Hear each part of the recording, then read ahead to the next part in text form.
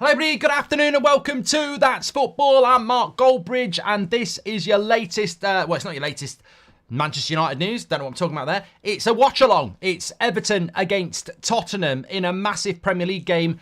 A good Saturday lunchtime game for the first time in ages with big connotations. Obviously look at Spurs in that title potential race, certainly top four race.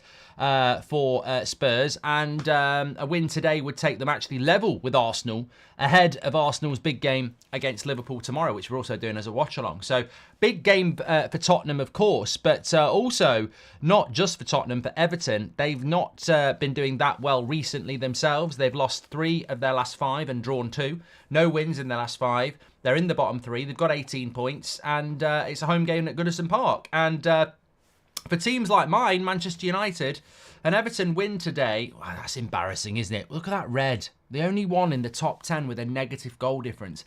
Anyway, with an honouring goal, that's going to happen. But look, an Everton win would be welcome today for Everton, of course, but it would also be welcome for the chasing pack.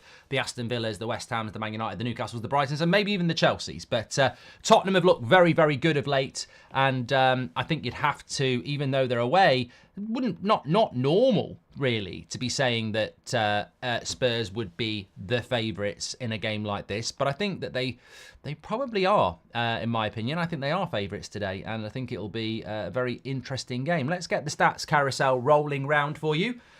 Sponsored by OneFootball. You can download that for free through the link in the description or by scanning the QR code next to me. Absolutely fantastic. Big shout out. Get all your latest breaking football news and transfer news. But as we await the team news to come around the screen for you, I can tell you that Pickford, Godfrey, Tarkowski, Branthwaite and Mikolenko make up the back 5 for Everton. Young, Gay, Garner, McNeil, and then Harrison and Calvert-Lewin. I mean, it's a team that's capable. You know, I sometimes look at the Everton team and I think where the goal is going to come from. It's a capable team. We move on to City, into Spurs. Vicario, Porro, Romero, Van der Ven, Udogie. Very strong back 5 for them. Højbjerg, Bentancur, Nilsson, still no Sarr and Basuma. Don't know what the situation is with them, actually. The AFCON's coming towards its completion.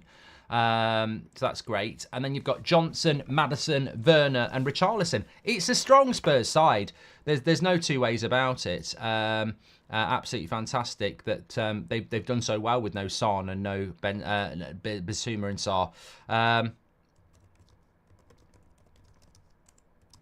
Which is great. Let's have a quick look at where we're at. Would you swap Anthony for Kulusevski, Mark, says Fredman.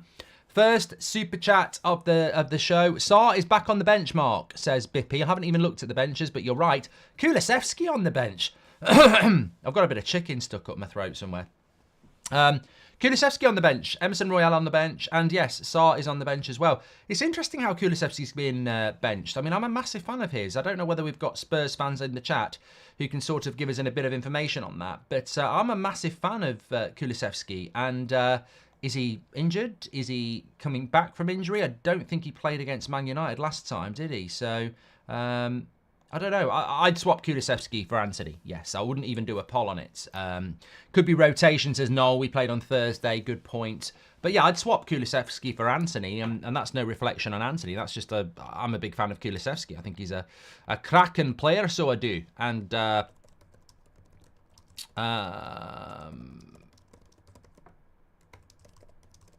let me just whack this tweet out. But it's a big day for Everton. They've got to start winning games. Remember when they got that 10-point deduction, they had this amazing bounce from that. And now they've gone a bit flat. As I said, no win in 5.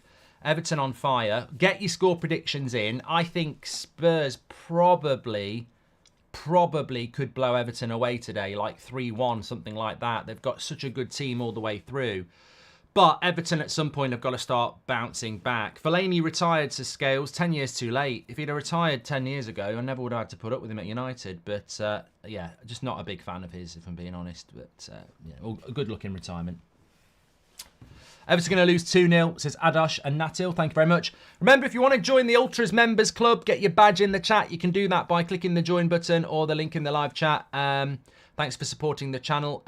Get your badge in there. I don't know whether we've got any badges in at the moment. Let me have a quick look. If we've got anybody. Yeah, Joel Webb is in there. Great one. As well as Chris Grathwell, Linda Searles as well, and Lee Berman, Leper Messiah. Big shout out to the members. Oh, the Ultra. They're in. They're in. Phoenix is in. Vulps is in. Lee Berman's in. Love it. Thank you very much. And big shout out to the Ultras who listen to the podcast, Goldbridge Saves Football. Some really exciting stuff coming up for that in the next couple of weeks. And yeah, thanks everyone who's given it a listen. Ultras, says Johan. Mark, if Arsenal win, we beat them and City, so we'll be favourites. Imagine when we get Osman or Tony, says Zane. I actually agree, Zane. I think if Arsenal had a striker, then you would be... you know, I'd put you in a title. I don't know what you're in a title race anyway. But what I'm saying is, I think Arsenal with a striker, it's not rocket science. That 70 million you spent on Havertz should have gone on a striker, and I think you'd be in a better situation. But look, people criticise Arteta for that, but you can't get everything right. Like, no manager gets everything right. He should have spent that 70 million pounds on a striker, but everything else he's done has been pretty good. Been with you since the start, Mark, says Chris Grathwell, who's been a member for 40 months. Thanks, pal. You're a legend.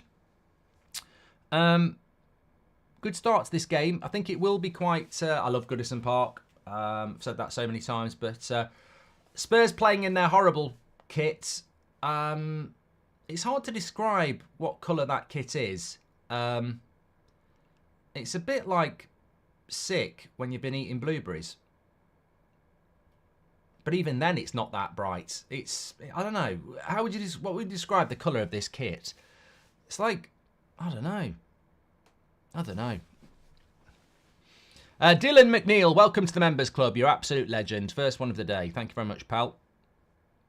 Mouldy. Mushroom. That's it. Paul Dixon's got it. Mushroom. Mushroom soup. Mushroom soup. It's not nice. Be a tough game for Everton, though. I think it's a sign of what Spurs are these days, that they can actually just... you know, the transition under Ange has been incredible, hasn't it? That ability to be able to come to Goodison Park and be a strong favourite. I can't remember the last time I felt like Spurs went to places like this and were a favourite. But they're on the attack here. Udogie, good interception. Tarkowski, and he's wearing the Predators. I mean, I don't know about that. I mean, I've got a pair. There's mine. Goldbridge, big news, Goldbridge coming out of retirement. And out, check my Instagram. Goldbridge is out of retirement for a charity game. Might be more than one goal. Richarlison. He won't celebrate. Will he celebrate? He scores. 1-0. Against his former club. Written in the stars, you might say. Terrible start for Everton. Great goal. Really bad start by Everton. That is really bad. And Richarlison, to be fair, has been respectful. I don't know what the relationship with Richarlison and Everton fans are, but it's a really simple start. He scores against his former club. I think he thought about celebrating and then thought better of it. But it comes down the left-hand side. Udogie plays a simple 1-2. Really bad tracking of the run by Ashley Young. Ashley Young's the right winger there. It's a good finish by Richarlison, but the marking's crap. Branthwaite. Yeah, I think you've got to look at Ashley Young there. It's the left back, and Ashley Young's nowhere. He's having it. I tell you what, he's got to be going down as flop of the season, hasn't he? 9 in 9 Premier League games, says Taj. Well, it's a nightmare start for Everton here, but can they get back into it? Ashley Young whips a cross in. Calvert-Lewin over the bar. Half a chance. And Alistair says, that's why I've got Richarlison in my fancy team. I know, I was thinking, I wish I'd had him in my bloody Goldbridge, although I'm battering Will. Who have I got in Goldbridge this week, actually? Anyone listen to the podcast? Oh, I've got Gordon, Hoyland, Solanke, Pedro, Calvert-Lewin. Will's got Isaac, Foden, Nunez, Watkins, Maddison. He's got Van der Ven as his defender. So I've got Calvert-Lewin in this game. He's got Van der Ven and Maddison. Keep an eye on those. I had a bit of a nightmare with the Fantasy Premier League. I remembered to do it at 10:59. I had 60 seconds. It's not enough. Not enough. But yeah, I was saying about the Predator boots. They're very nice. I've got a pair. I've only worn them a couple of times, and they're very, very nice. But Tarkovsky, centre-back, wearing a pair of Predators. Look, everybody's welcome, but defenders in a pair of Predators, don't know about that. Get a good old pair of Puma Kings on. See, he's wearing Predators. He's just been tackled. You don't know what he's doing. It's like driving Miss Daisy in a fucking F1 car. Yeah, but Martinez plays out from the back, Beto. I can understand that.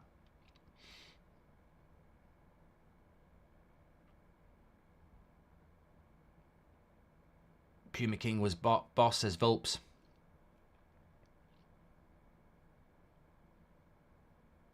Yeah, it's a 1-0 to Spurs here in the first few minutes, and it really comes down to bad defending. I mean, I remember Ashley Young at Villa and at United. He was a good player, but I don't know. I personally think this might be a season too far for Ashley Young. He looks dusted, to be honest. Every time I watch him, I just don't get it. And I think sometimes players should make different choices, and clubs fall into the trap. You know, Everton probably thought Ashley Young, good signing, get him in, and I don't think he's got to be tracking that run from Udogie there. I mean, what is he doing? You're a right fucking winger against a team that's better than you, and you just let the left back go in the first 5 minutes. Shocking. But people won't call that out. They won't pick up on it. Would you do the chicken dance as a celebration if you were Richarlison? Look, if Everton fans had applauded me, I would be respectful. If they'd started having a pop at me before, I'd do a lap of honour going like that.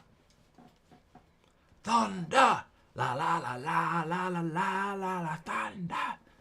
Best non-Man United player you saw live in person, says Zero. Good question. I mean, I've seen Gaza play, and I saw Gaza play circa '89, and he was incredible. And I'm a bit British biased there. I mean, look, I have seen some very good players play. But I've seen R9. I've seen Henry. Seen Shearer. But I think Gaza. Paul Gascoigne. Did you like Ginola, says LDK? Yes. I did like Ginola, yeah. I like players that take people on. I've always said that. Not going to lie. Mark didn't see Pele play live, Nicola, you cheeky get.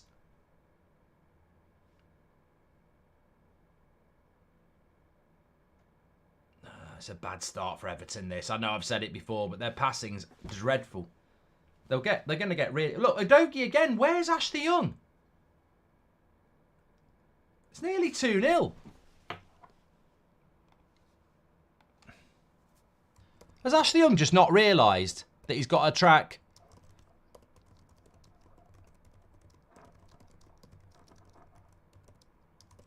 Udogie?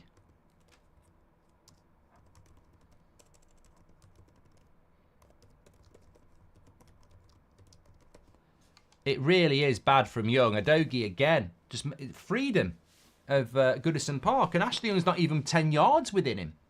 Got Richarlison in my FPL, says Hessen. And it's going well so far. Well done, Hessen. Well done. I'd like Everton to give it a game. Come a chameleon. She comes and goes. She comes and goes. He hasn't got the legs to track back, says Phil Jones.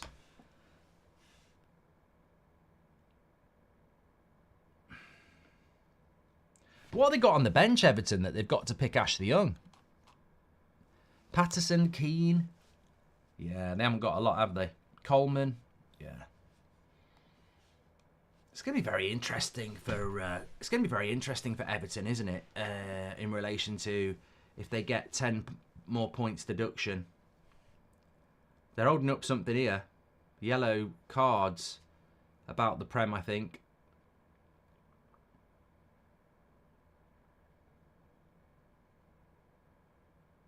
Ant says Ashley Young's playing as a winger. Yeah, I know, Ant. I have watched football before. I understand positions.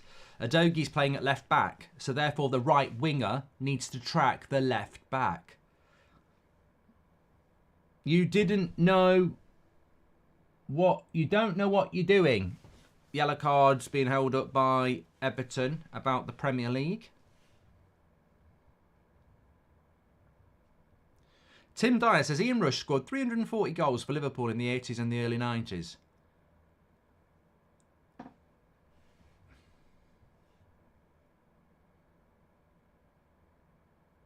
Here we go. Look, on the goalkeeper again. Tarkowski. This is ridiculous. It's ridiculous. It's ridiculous what they're allowing people to do to goalkeepers now. I mean, Tarkowski's got his hands back and he's basically fouling him, but you're allowed to do it now. It's gone the other way, hasn't it? I think it's incredible now how they've changed halfway through the season what you can do to a goalkeeper.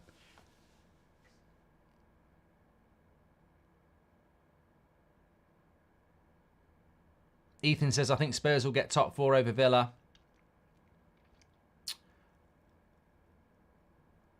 Oh, Pickford, where is he? Puts it out for a throw-in. What did I say at the start of the game? This could be a bit of a drubbing for Everton here. When did they last win a game? Oh, you know what? I got tutted by a runner the other day. Look, I tell you what, look, he's fit and he kept running. I'll tell you what, I was fuming. Tutted by a runner. If you don't know what that means, I'm walking up the road. A jogger comes round the corner at the junction, runs into me. I can't see him. There's a big hedge. I'm just walking up a pavement because that's what it's for. He comes running round the corner, running into me because he's not looking. And then as he swerves, he goes... And I was like... Hold on a minute. I've just been tutted by a fucking runner. I couldn't believe it. I'm walking along a pavement and I get tutted because he's nearly ran into me. The cheek of it. But by the time I turned around to say anything, he was quite fast. Here's Calvert-Lewin. He's running. There's a ball in the middle. He's too long. Took too long. Dwight McNeil. Garner. Oh, he ain't going to win that. Porro, that's a foul. Oh, referee! He's fucking rubbish, this ref. How's he not giving a foul there? I don't... It's Michael Oliver, innit? His mum does his hair. He doesn't care. He's Michael Oliver. His mum does his hair. It's just... What a cheat. Blatant foul, that. Porro trips up bloody... Garner and he plays on. I just hate it. Watch this. No, that's not that one. That's a foul. I just hate it when you know when you're watching a game and you see it. Watch this. He literally trips him up. That's a foul. And referee goes, no, play on. Look, watch it. Trips him up. How's that not a foul?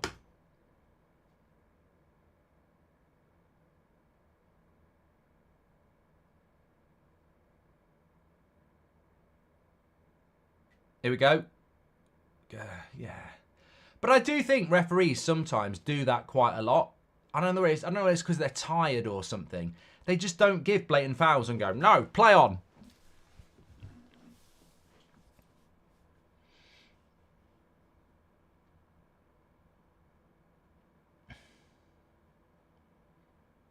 Ashley Young with the cross.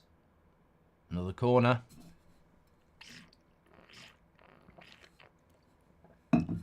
Yeah, Goldbridge out of retirement. It's on my Instagram.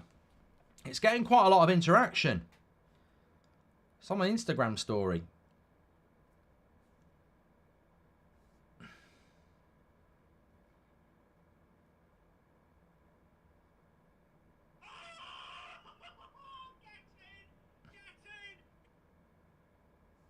I've had more interaction on my out of retirement story, 50,000 in the first few hours, than I had on the Kobe Manu one. People are excited. Get your tickets. I was half expecting Rashford to do the dentist chair celebration against Wolves, says Daniel. Yeah, it would have been in bad taste. We've actually just seen a foul on the goalkeeper there, Vicario. I'm confused.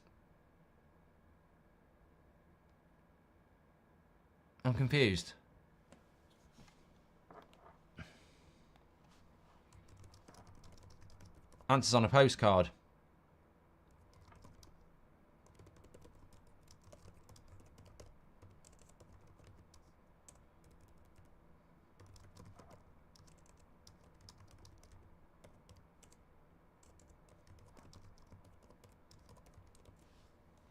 Really confusing. So they've just given a foul on Vicario because somebody jumped with him. This is what I mean. I said this was going to happen. They don't know what they're doing. The Everton fans are right. They don't know what they're doing.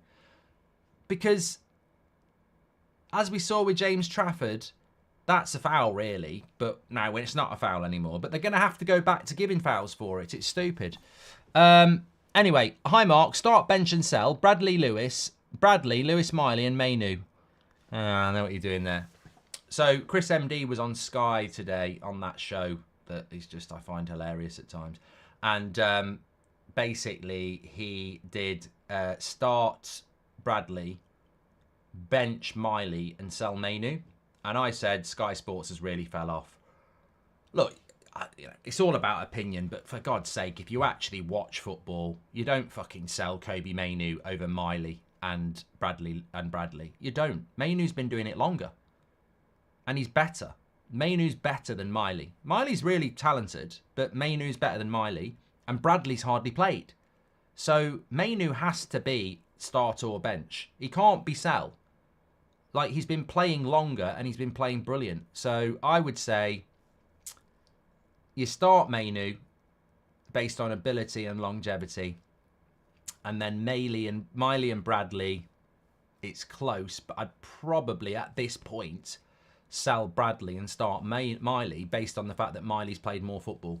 But that Bradley looks very exciting. They're a very exciting three. But yeah, Manu's the best out of those three at the moment. Easy. Great question, Havard. Thanks for your super chat. Come on, Everton, get back into it. Give us a game. Spurs with the dream start here. Elias says Bradley will be clear at the end of the season.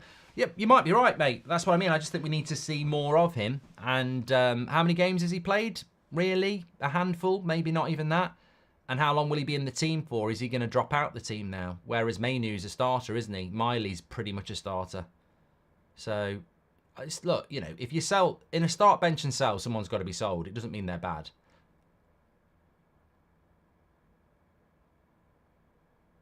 Nice little ball out wide here. He's got loads of room, Mikolenko. Oh, for fuck's sake. Who's that? Dwight McNeil. He should score. He should score there.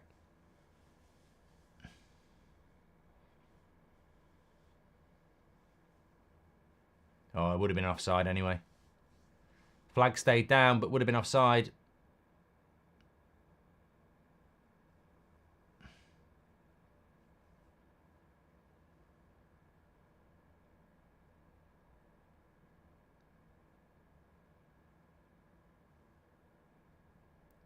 Jamie D says, for financial fair play reasons, I'd sell Manu because he's the most expensive. He's thinking like a chairman. I suppose I've never thought of it like that. Start, bench, sell. Depends what your FFP situation is. You might sell the homegrown talent for the most money. Thoughts on Hamilton to Ferrari, says Danzy. I just think it should happen this season. I think it's. I was out last night and I was saying it's bloody stupid how Hamilton's now got to stay at Mercedes for a year, where they're going to give, they're going to give Russell the better car. They're going to give him the preferential treatment. So it becomes a write-off season for Hamilton more than it maybe would have been depending on the car anyway. I just think let him go to Ferrari, but it seems a bit stupid to me. Mark, in your opinion, who's the best outfield player for Everton in the last 5 years, says Joe? Good question. And I think that's a big problem because, Everton are not a team that have been good over the last 5 years. I mean, they've had some good outfield players over the years. You think about people like Tim Cahill. Seamus Coleman's a player I really like. But in the last 5 years for Everton,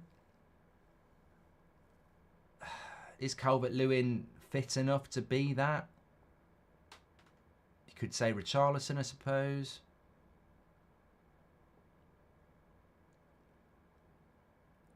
Some people are saying Sigurdsson. Can you still say that?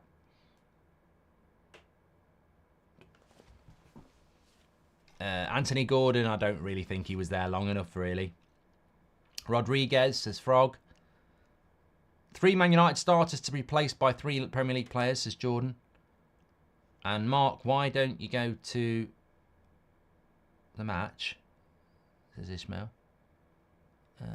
Tarkovsky, Rodriguez. I did like James Rodriguez. I really did like him.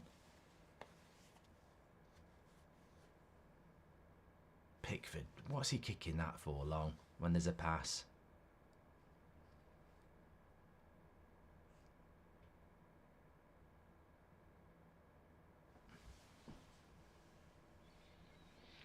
Sir Hubo says, what are the biggest reasons Liverpool are better than Man United? Coaching, infrastructure, and recruitment. Go on, Calvert-Lewin. Nah, he's never going to score from there. Good tackle by Van der Ven.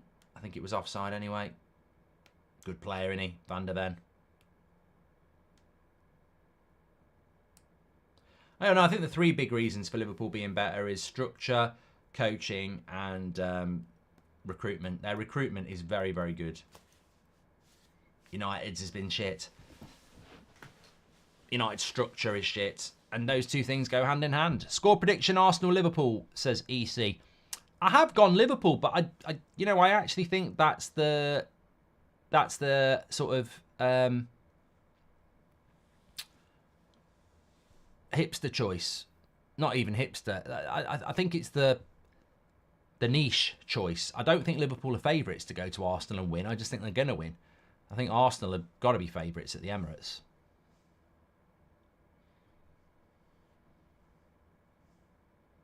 Start, bench, sell, take that, U2 or the Beatles. Well, I'm going to bench... this is getting clipped up. So, start, bench, sell, take that, U2, the Beatles. I'm selling the Beatles. I'm benching take that. And I'm starting U2. And I don't care what people say. You can say what you like. I know what I like. I don't like the Beatles. I've never liked the Beatles. I actually prefer Duran Duran. And... I actually quite like some Take That songs, and I like more U2 songs. So definitely sell the Beatles, start U2, and bench Take That, and I stand by it. It's like people who tell you that Pele's the best player ever. I'm not doing it just because that's what people tell you to think. I don't like the Beatles. I've never liked their songs.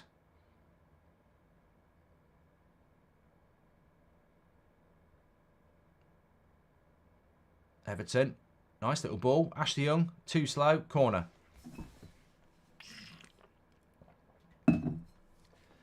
What Take That songs do you like, Samuel? Back for Good. I like Back for Good. That's probably my favourite one.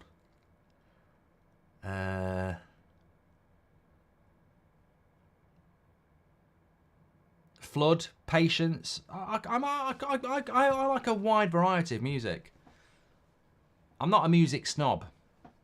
Like when I'm playing pool, I'm listening to Noel Gallagher, Liam Gallagher, some of their individual stuff, Oasis, Stone Roses, Radiohead, Killers, Rick Astley. I love the streams and the podcast, Mark. Have you been following the Africa Cup or the Asia Cup? Says Nicolas Cage. No. Ruben says, do you think it's in the best interest of the game to give less soft fouls? No manipulating of refs' games anymore, and it flows better for the neutral. Banana there, that's a big coat. That's a very big coat.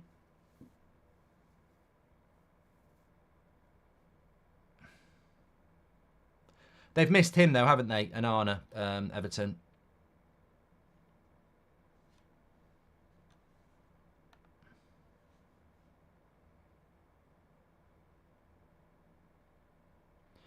Please do subscribe to the channel, by the way. We're only 50,000 away from 150,000. We're only 50 away from 101,000. So please do subscribe. Bottom right-hand corner. Get involved with the channel. You're very welcome. That's football. Doesn't matter who you support. Van der Ven's having a good game.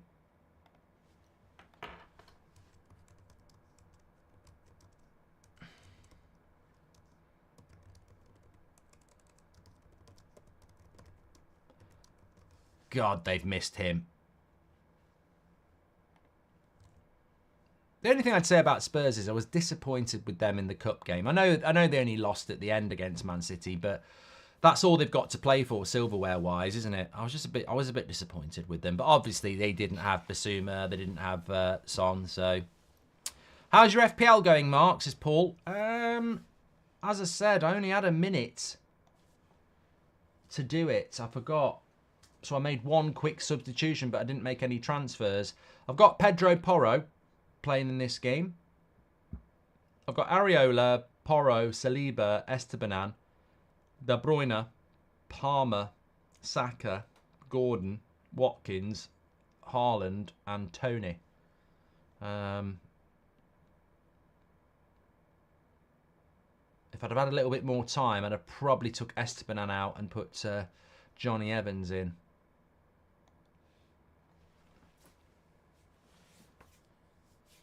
Gems gave up with her FPL ages ago. I normally have given up before Christmas, but I'm hanging in there at the moment.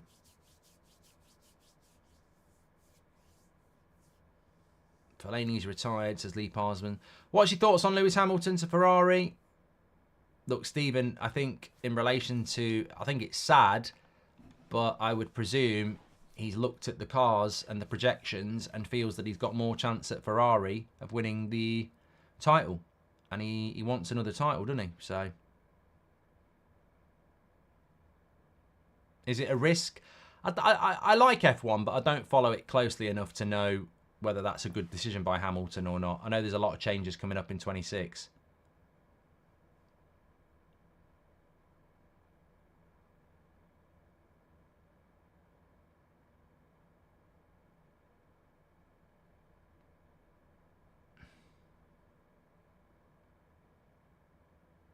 Everton just knocking the ball about here.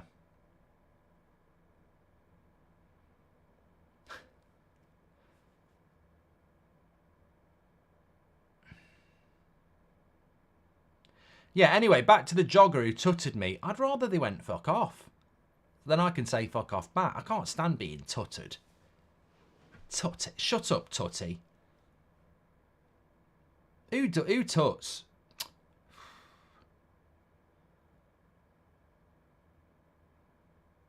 Good play by Harrison. Young. Has he got a cross on him? No. Another corner. Lou says, why didn't you smack the runner? One, it'd be violent. And two, which I hate.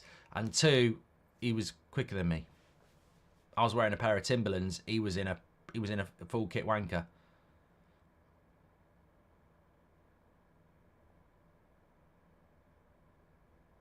Yeah, Lee Berman, you should have shouted, jog on, you prat. Yeah. Cross comes in, corner. Goal! I tell you what, it's 1-1, and I think it's Harrison who scores, but this goalkeeper thing's getting out of hand. It really is. Or is he giving the foul? He's giving the foul. No, he's not.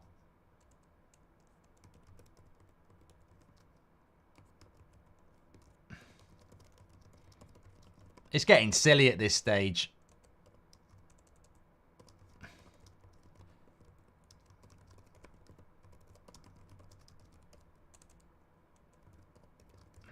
It is getting really confusing.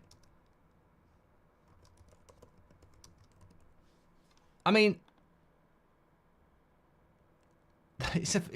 You know what? It's ridiculous. The goal, it's a goal, but look at Harrison. He barges the keeper.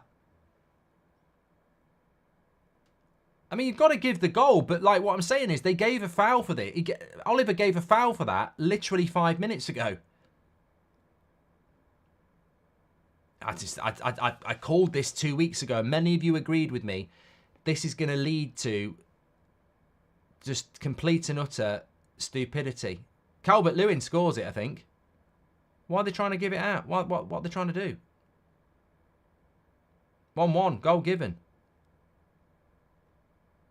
Andy B says that's not a foul. Well, Andy, what I'm saying is he literally gave a foul for that 5 minutes ago. I tweeted about it. Check at Mark Goldbridge. It's confusing because they don't know what they're doing. The minute they gave that goal against James Trafford, they've basically given license for teams to barge into goalkeepers. So basically that's the rule we've got. But 5 minutes ago, Michael Oliver gave a foul for it. And then he's now given a goal for it. It's very, very hard. Again, what's happened is it's another rule that we don't understand because we don't actually know what the severity of a barge into the goalkeeper is a foul anymore, which is why it used to work. We used to say goalkeepers are overprotected, but any barge on a goalkeeper was a foul pre-Christmas. After Christmas, take your pick. I don't know. I mean, there's definitely budged into the back of him. Is it enough? Well, it was 5 minutes ago. Look, for me, I've just got a Calvert-Lewin goal. It's absolutely fine. And I want Everton to get a result. So, you know, 1, I've got Calvert-Lewin. And 2, I want Everton to get a result because I want United to catch Spurs. But I can only be... I also, as we talk about on the podcast, you want consistency. And again, it's another part of the game I just don't understand. It's 1-1. They're playing on. It's Calvert-Lewin's goal, yeah. But... I'm just confused by it. I'm just confused by it because in the same game, he's given a foul for that. Can you try to sing the chorus of Take On Me by Aha? I'm not singing that. Jamie Wilkes, welcome to the Members Club, Ruben, our second member of the day. Get your badge in. Absolute legend. Eva says no one knows the rules anymore. Now look at this. Harrison barges into him a little bit. It's not a lot. It's not a lot, but he definitely pushes him. And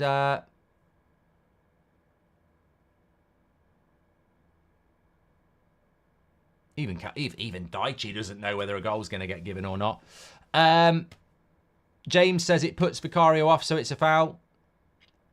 Well, it must be confusing for the goalkeeper as well because he's just had a foul for it before that. But that's the second time that's happened to Vicario. It happened to him against Man City in the Cup.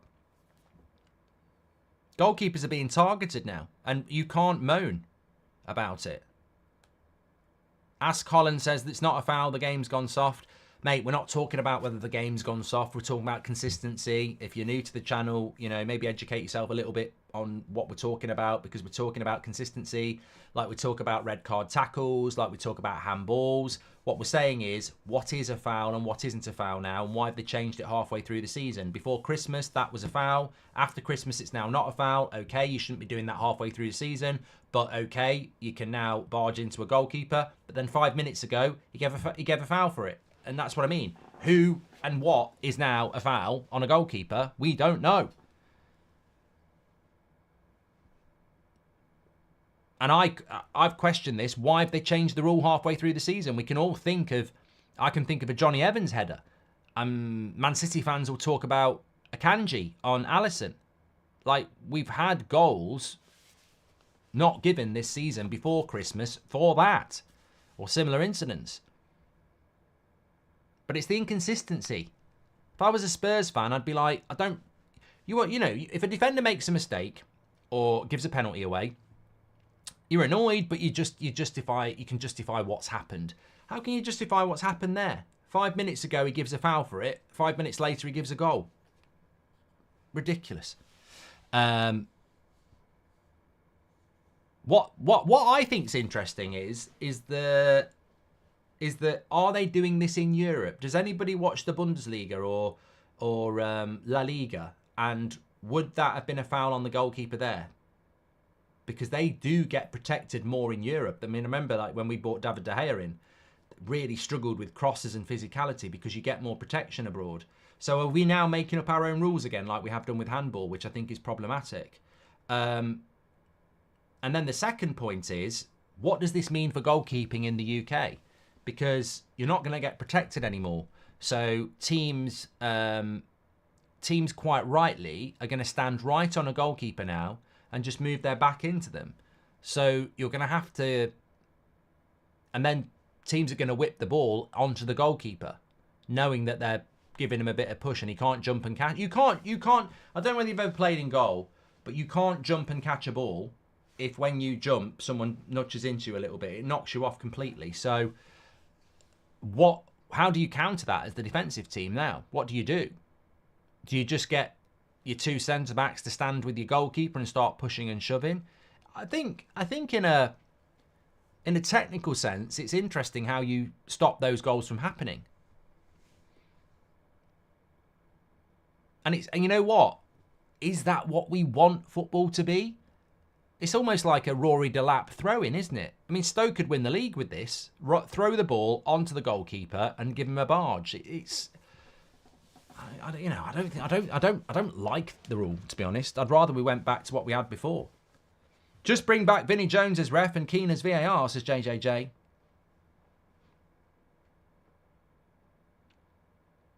But it's a big goal for Everton. Let me message Will.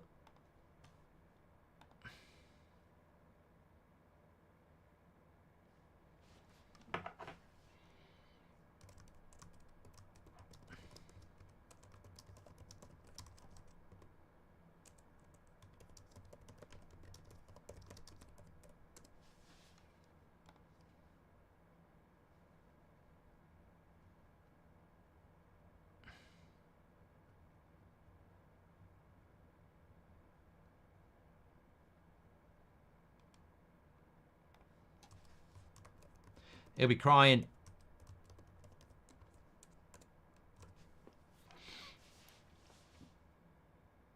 Another cross comes in. So Everton are back in this as we approach half-time from one of these new goals the Premier League have invented, where you can just whip the ball onto the goalkeeper, and sort of Wimbledon tactics, Stoke tactics we're seeing from Premier League clubs now. Get a corner, stand on the goalkeeper, loft it in the box, try and just get something on it. And it's worked well for Everton here. And they're back in it. Ashley Young's just tackled a Dogie. Momentum. Everton have got their tails up now. Dwight McNeil. That's a foul. He's given it. Mohammed Idris has given us a super chat. He says, fouls and penalties are getting confusing. No consistency anymore. Happy retirement for Fellaini.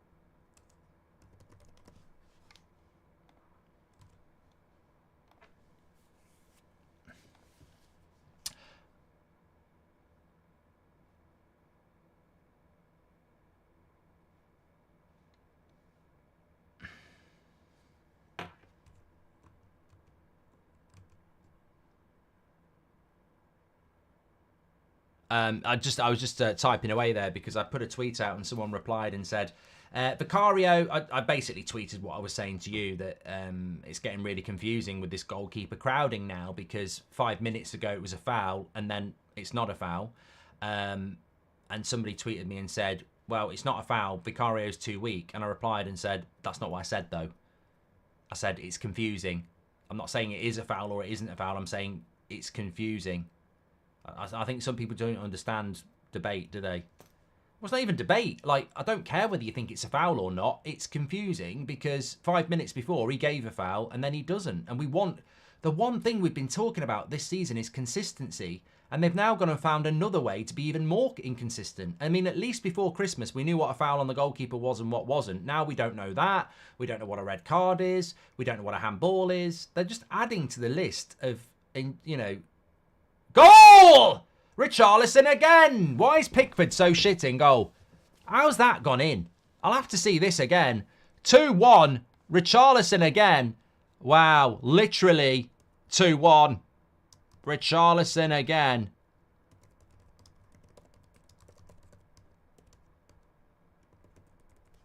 I don't like Pickford's position here. The good thing about Pickford is he'll always dive for it, but I don't like his position here. T-Rex arm, says Dane. Karma, says RLR. Let's have a look at this. Richarlison. He's rubbish there. That's not even in the top corner. I think the keeper's position's bad. He's too close to his line. It felt savable to me. I think this is the sort of thing that you'd see Alisson save that. No, maybe not actually. He's miles away. He's miles away. I don't know actually. You know when you see that on the back one, I don't think he can get anywhere near it, to be fair. I don't think he can get anywhere near that. Thoughts on a postcard?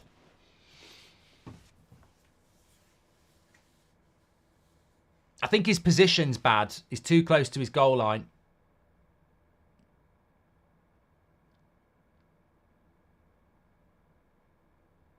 Ashley Young and Van der Ven having a bit of a set too.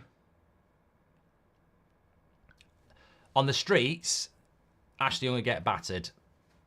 I've seen Ashley Young in real life. He looks about the size of a... he's not very big, is what I'm trying to say. Whereas Van der Ven is massive. I've done that one. Thanks for your super chats, by the way. Make sure you subscribe. We're only 50 away from 101,000. I need to change that, actually. So, it looked like it was going to be 1-1 at half-time, but Spurs have got themselves back into it. A bit of a, you know, I wouldn't say a controversial equaliser by Everton by any means, but Spurs would have felt a little bit aggrieved, I think, if they'd have gone in 1-1.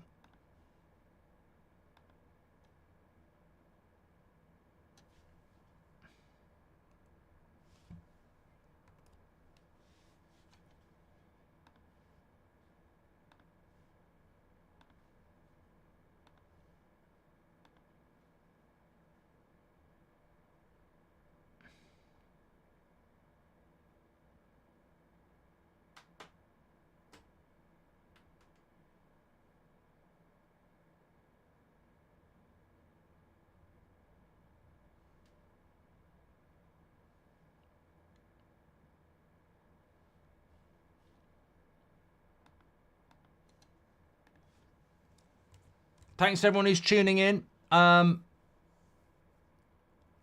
course, the weekend really is all about Arsenal against Liverpool tomorrow. What a game that's going to be. But can Everton come back into this again? It's a lovely twist of a run by Harrison. He's got no support.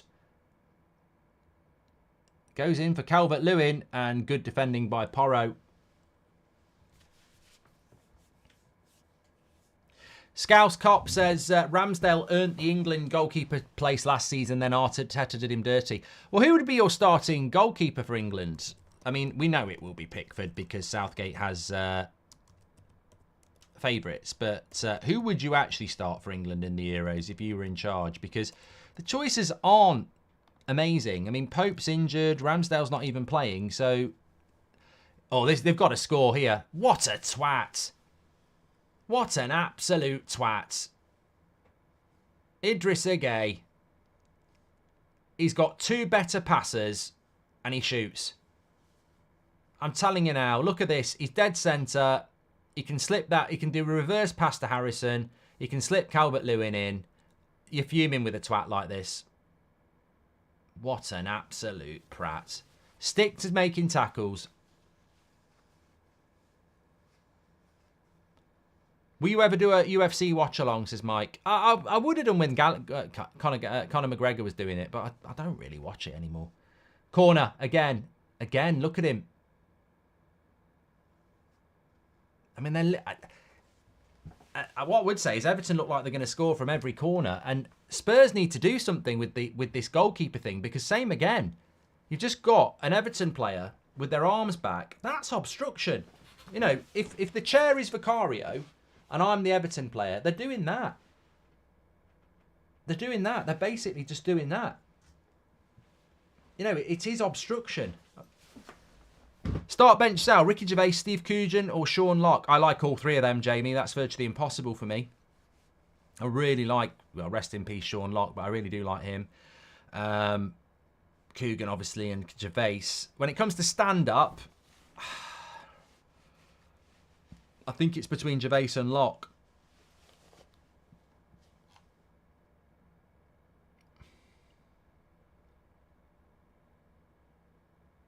What Everton need to do is just keep getting corners. It looks like their best chance of scoring. If I was Dyche, I'd say, yeah, just keep getting corners. Calvert-Lewin, good block. Garner, he's going to have to find a pass, and he does. This cross is going to come in again. McNeil, oh, he's messed that up.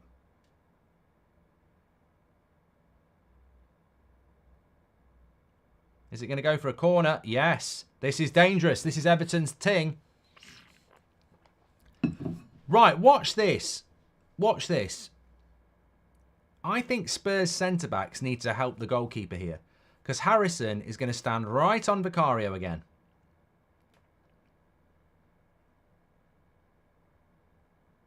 They should be protecting the goalkeeper.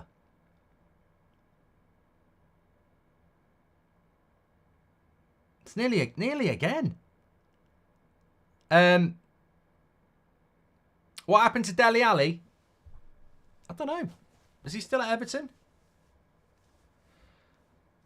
I mean, where is Dele Alli actually? I mean, we saw the interview with Gary Neville, and everyone was like, "Oh, it's horrible what he went through, and let's hope he can come back." And it was very powerful. But where is he? Just can't get back. You almost need an NFL play with corners like they do with the quarterbacks. Defenders defending the keeper from the attackers so he can catch it, says Jack. Yeah, exactly. I like that.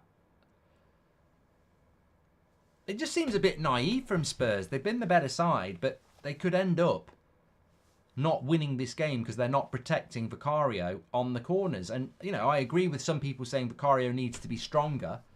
But he ain't going to go and do some weights in the first half, is he? So you've got to protect him. But I think they're doing their own zonal marking. And nearly every corner, Everton nearly score. Mark, where'd you get your hoodie from, says Darren? United Stand Shopify. So just put United Stand Shopify and you'll find it on that website. Who's been the most disappointing out of the new goalkeepers? Raya, Onana or Sanchez? Says Jeff. Well, I see more of him, but I've got to say I expected a lot more from Onana. I thought we'd bought a really good goalkeeper there. And, yeah.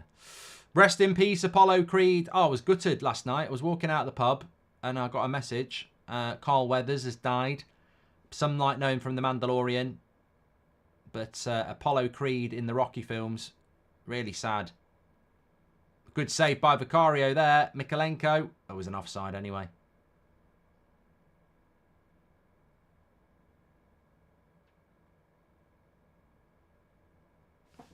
On the England goalkeeper front, 27% for Pickford, 35% for Ramsdale, 38% for Pope. So Pickford comes third. He's not a very popular choice, is he? It's another one of Southgate's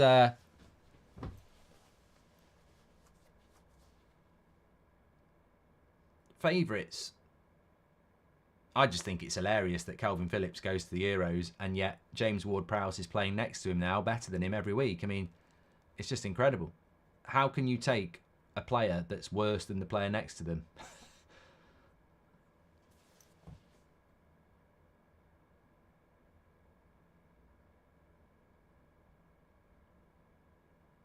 But it's been a great game for Richarlison. He's on a hat-trick against his former club. And that's the half-time whistle. Controversy. Controversy.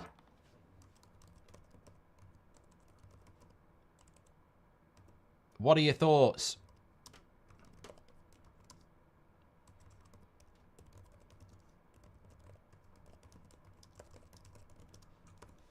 Let's get, let me just pop this tweet out and we'll get the stats carousel stuck on the stats.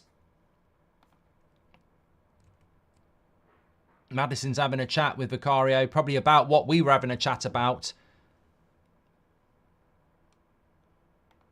Right, let's have a look at these stats here. Remember, we're sponsored by OneFootball. You can download it for free through the link in the description or by scanning the QR code. Got all your latest score updates and transfer news and football news on there. Plus, they have the individualised stats. But Tottenham, 54% possession, 3 shots to 2 on target, 6 corners for Everton to Spurs 1. You know what? It's a meeting of 2 footballing styles, isn't it? Obviously, Spurs want to play Ange ball, and Everton are sort of playing Dyche ball, and it's ended up with Spurs leading 2-1. But you can't dismiss the fact that every time Everton get a set piece, they do look like they might score a goal. So second half, Spurs are going to have to solve this corner, loop it up and land it on Vicario issue, because it's really exploiting a weakness of a goalkeeper that up until Christmas we were talking about as being one of the signings of the season.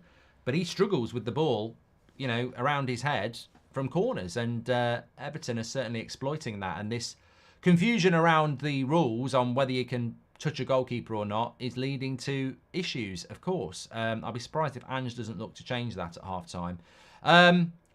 From Spurs' point of view, very impressive again. Missing some key players, but players just dropping into a system and making it work. How many times have we seen that happen with Jurgen Klopp's Liverpool over the years? You can miss 2 or 3 players and players just come in and play the same system, and it's working well for Spurs. And it would be a big 3 points for them if they can get it as the first game of the weekend in the Premier League. Was that Pickford's 400th goal conceded for Everton, says Scouse Cop? I don't know, I don't have those stats. Kieran Parsons says, hi Mark, just tuned in, obviously can see the score, but how's the game played out? Well, I think I've just explained it there, Kieran. I hope you're doing very well. Big game for your Arsenal tomorrow. Good job, I added on null there, isn't it? Big day for your arse tomorrow. That would not be very good. Who should play at left back in the Euros? Joe Gomez for me. Luke Shaw. Okay, edit. If Luke Shaw's fit, he's the best left back in England. No doubt about it. I don't even think Gomez is a left back. I think he's done a good job, but yeah, it's Luke Shaw. I think you should watch Inter versus Juve today. It could be a title decider, says Ansel. Yeah, I was just looking at some of the games today, actually. I've played the game.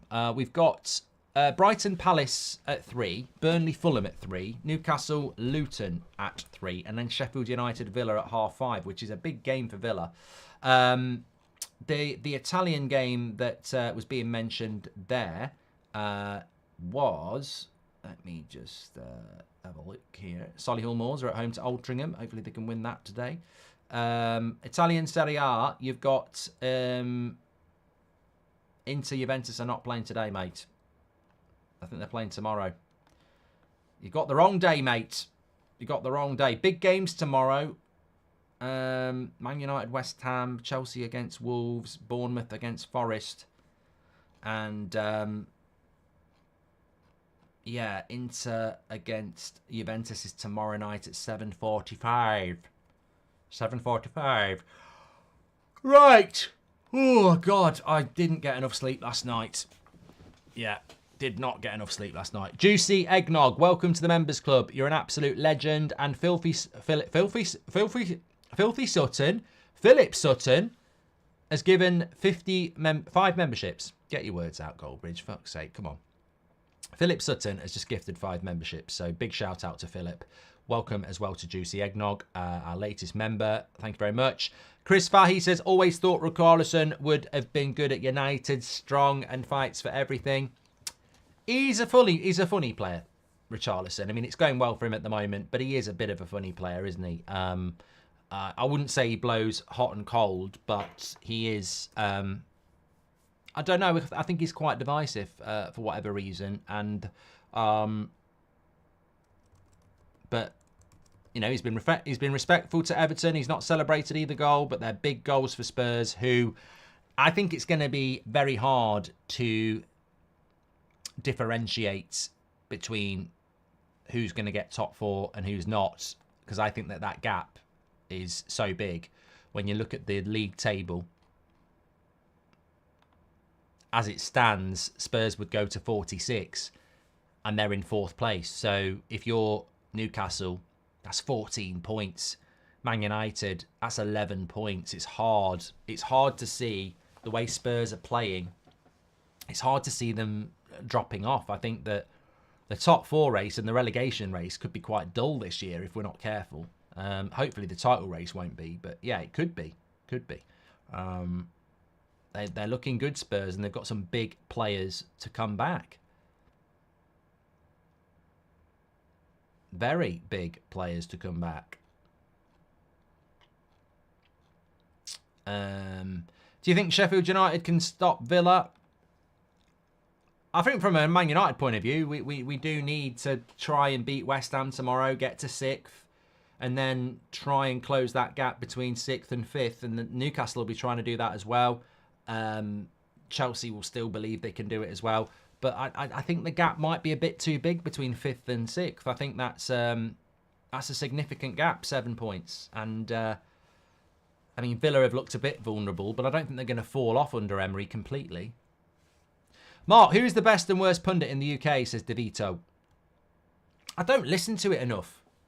We sort of do our own thing. I don't listen to it enough to say who's the best and worst. I think there's some terrible pundits there.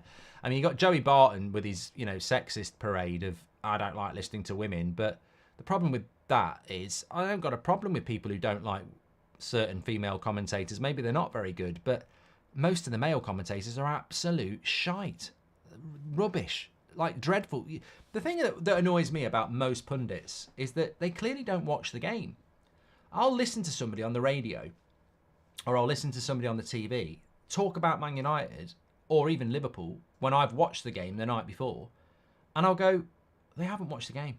You can tell they haven't watched the game. They'll pick on players that actually did okay. They'll have missed key refereeing decisions. They don't watch the game.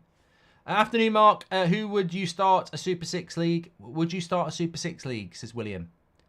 I'd consider it if I was asked to do it, yeah. That admission that Richarlison needed psychological help must have helped him since he became amazing for Spurs after that, and I'm so glad for him, says Rafi. Lovely comment there. Kieran's back again. He says, yeah, I know, Mark, but I have to say I'm less confident about the game tomorrow, unlike the one before Christmas, but hopefully Arsenal can win. Massive game tomorrow. Massive game. Munash says, what's your favourite away stadium? Big fan from Australia. I've always loved Goodison Park. It's not the best stadium in the Premier League, but I just always have loved Goodison Park because it still reminds me a lot of what it was like when I was a kid. I prefer Highbury to the Emirates. I was having this chat last night. It's quite an interesting one. Don't know what your thoughts are, but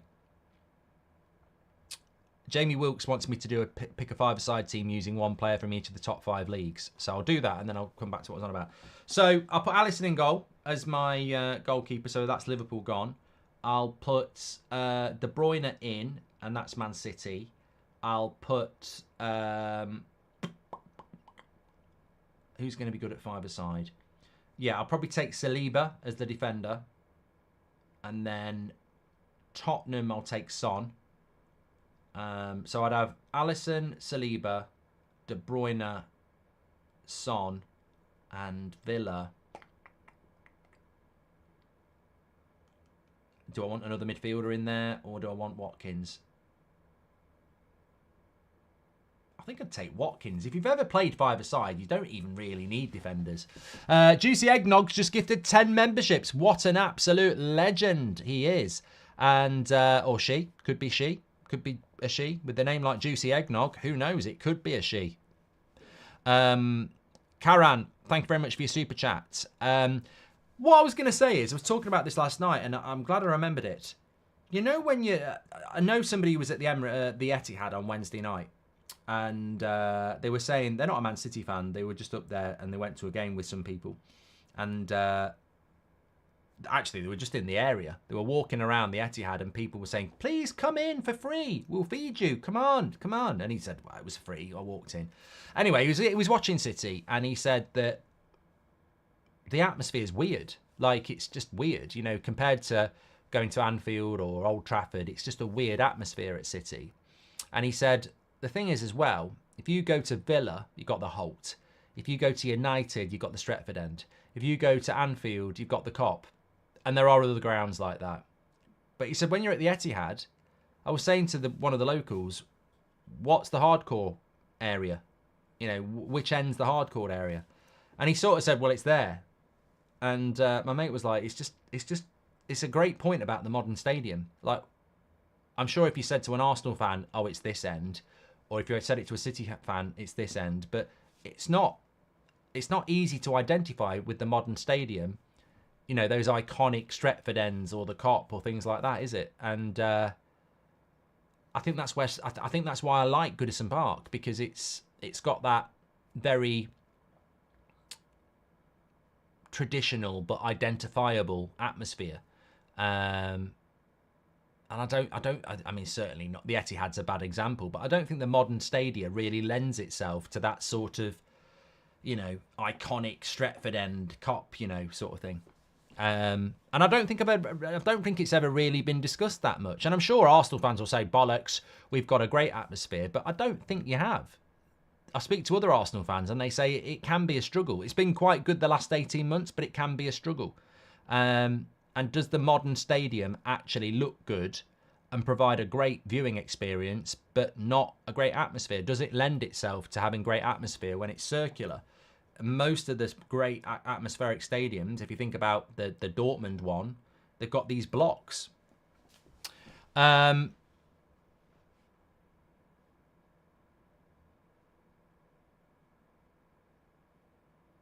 Doogie says, Goodison Park, Graven Cottage and Villa Park I always liked. Yeah. But of course they're moving, Everton, and Spurs have moved.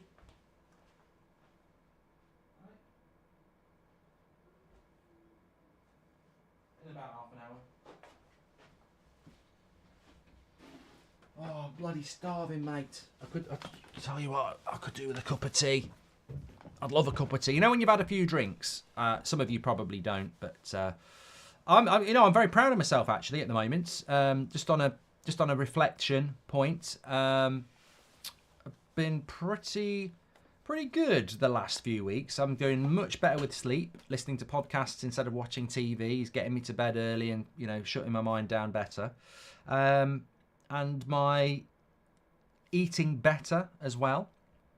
And my alcohol consumption has gone down loads. I didn't do dry January. I don't believe in that bullshit because I don't really understand why you stop doing something for January and then start doing it again in February. I like the marginal gains. So what I've done is I've gone down from probably drinking 3 or 4 times a week to maybe 1 or 2 or not at all. And last night was great. I ate really well before I went out. I ate all the right things. I drank loads of water during the day.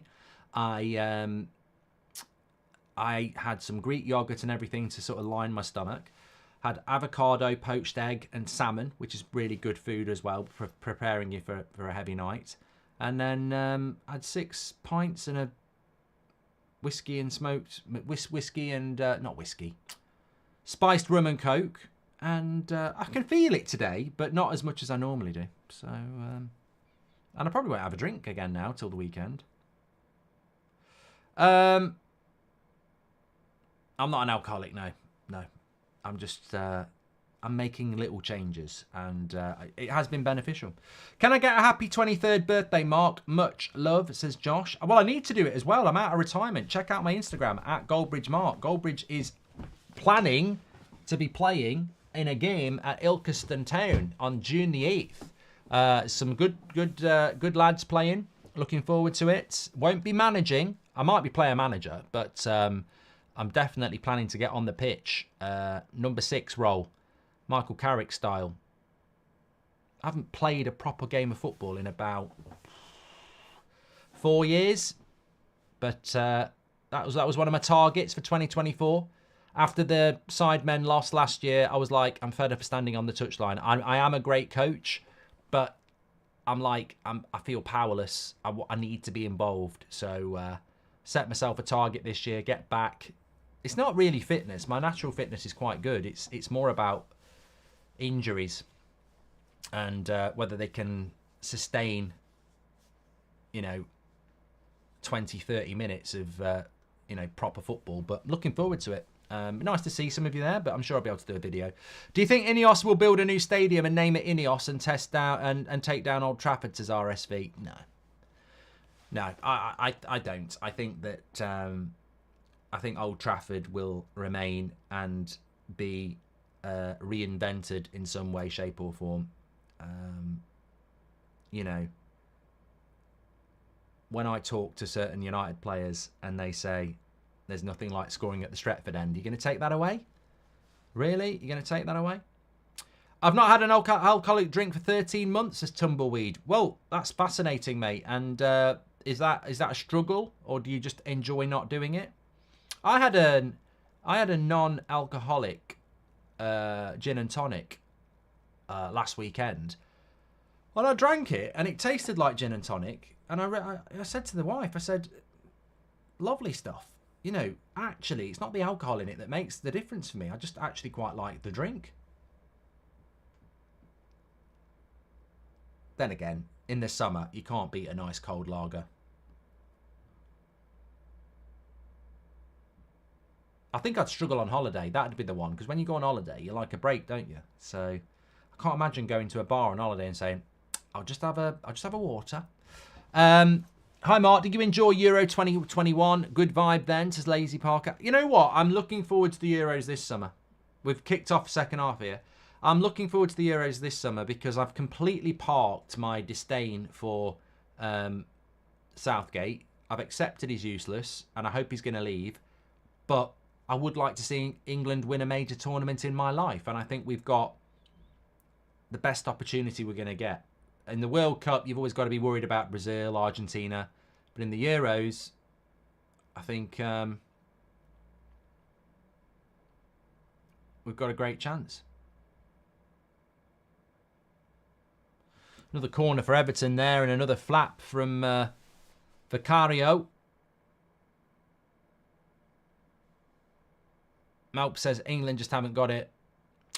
Jamie Wilkes says, thanks, Mark. Hope you and the family are well. You too, mate. Start, bench, sell, ketchup, mustard, mayo. I think I'd have to start ketchup, bench, mayo, and sell mustard. I do like all three, but that would be my preference. Calvert-Lewin. Oh. Hits the top of his head. Could have been one-on-one there. Ty says, what about France? Look, I've got a feeling England are going to win it. But I'd say, yeah, France probably are favourites. What I will say is, here's a good question for you. Why do you think England can't win the Euros? Because there's only one word, Southgate.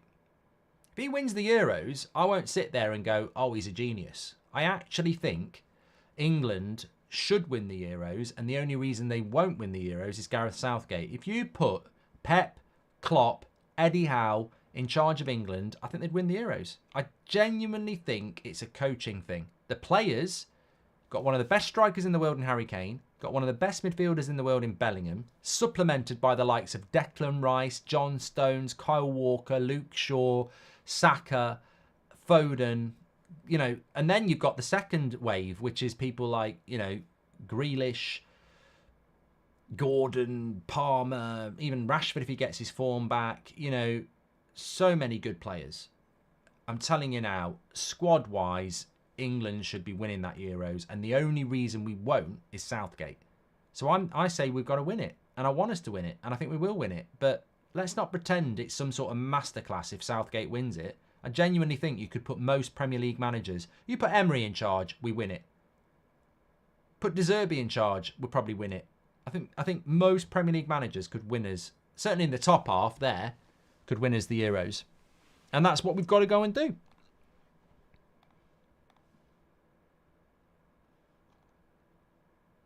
France v Spain in the Euro final. England out in the quarters because of Calvin Phillips and Henderson. Well, this is what I mean. KFJ, that's exactly what I'm saying. If we don't win it, it comes down to the manager wasting a great opportunity. Do you think McTominay should start against West Ham to sleepy boot? No.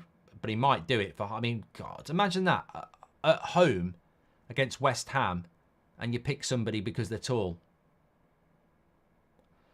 England got the perfect Mourinho team as well, says Mazem. William says, I live in Manchester and my mate works for a hotel in town. He's noticed more foreign tourists inquire about the Etihad tour over at Old Trafford. Well, the setup's better. Whether we want to acknowledge that or not, it is. Please do subscribe. We're only 10 subscribers away from 101,000, by the way. Thanks, everyone, for tuning in. Get involved with That's Football. Of course, tomorrow, Arsenal, Liverpool, game of the season. Game of the season. And a good shot there from, was that Porro? I could have done with that going in. Pickford, you prat. Could have let that one in, Pickford. Maddison sort of headbutted Idrissa Gueye there. But good shot by Porro. Of course, Pickford decides to save that one. I'm going to close the goalkeeping poll. 38% of you would have Nick Pope as your England goalkeeper. And I need a bit of help, actually. I need a bit of help. I'm going to ask you for it in a minute. But let's see what happens with this corner for Spurs, who aren't... Spurs don't put anyone on Pickford and don't whip it in on Pickford as well. Interesting approach by Ange to ignore that tactic. Shorkey says, John Stones being fit decides a lot for England. Yeah, he's really injury prone, isn't he now, John Stones? What's the issue with John Stones? I mean, he seems to have been out for most of the season. Can we do a poll, Miley or Mainu? Yeah, by all means. I might do a three-way, actually. I'm going to do a three-way here. We'll do what they did on that show this morning. Mainu or Bradley. There you go. That's a good one for you. Corner again. Edge of the box. Wild by Højbjerg as he shoots it wide.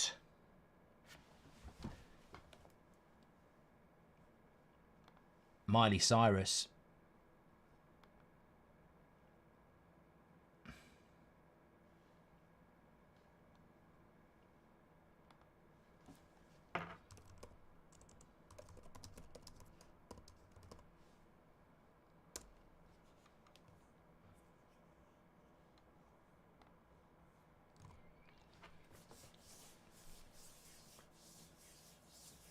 I don't think people are sleeping on Bradley. I think he looks fantastic. I really do. Even as a United fan, I think he looks really good. So maybe it's just because he's a right back.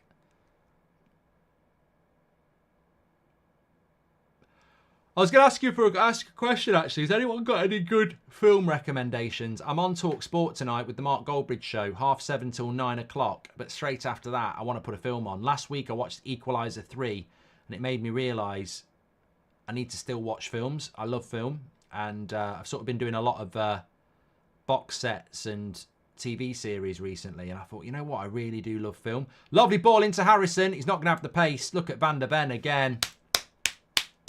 Again, that's just brilliant. He is such a good signing. Such a good signing. I've seen a lot of these films you're talking about. I thought Napoleon was crap and very long, Kai.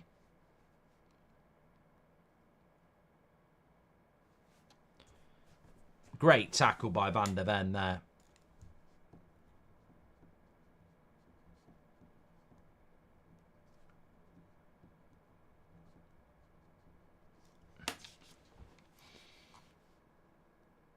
Another corner, and Vicario comes and gets that one. You've got to applaud him for that.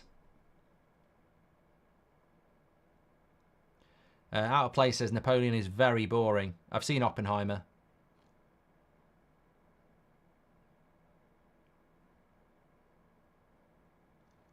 I'm looking for something quite new, I think. Oh, here we go. Could be 3-0. Werner. Oh, guess what? He was offside and he missed it. I like Werner, but in those positions, you just know the score, don't you? I quite liked. Oh,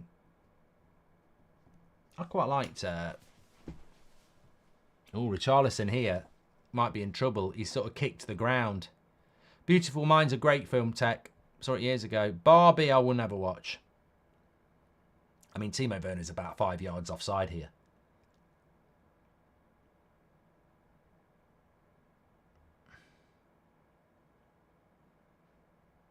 Bullet Train. I don't know whether you can rent that.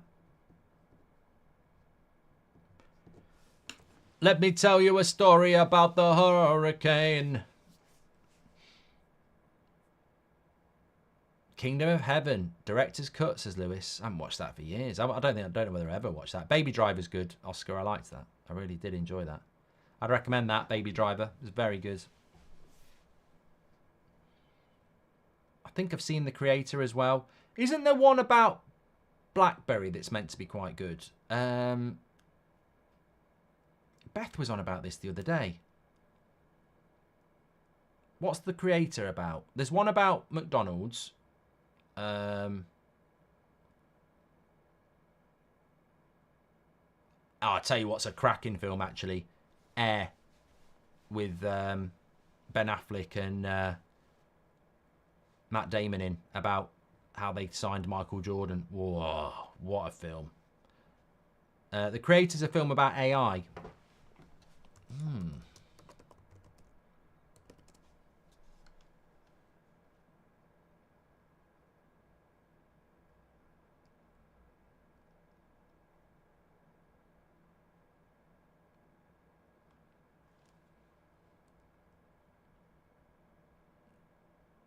Werner, no, he's not clinical enough there.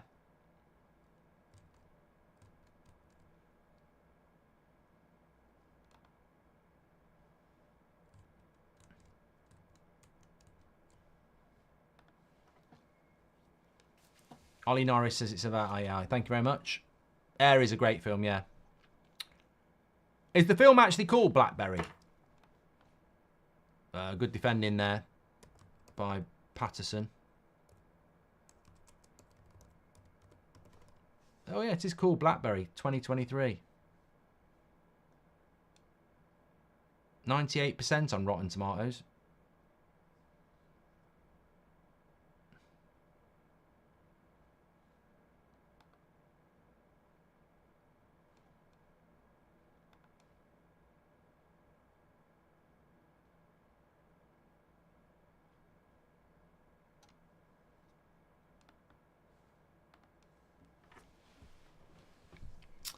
Anyway, back to the game.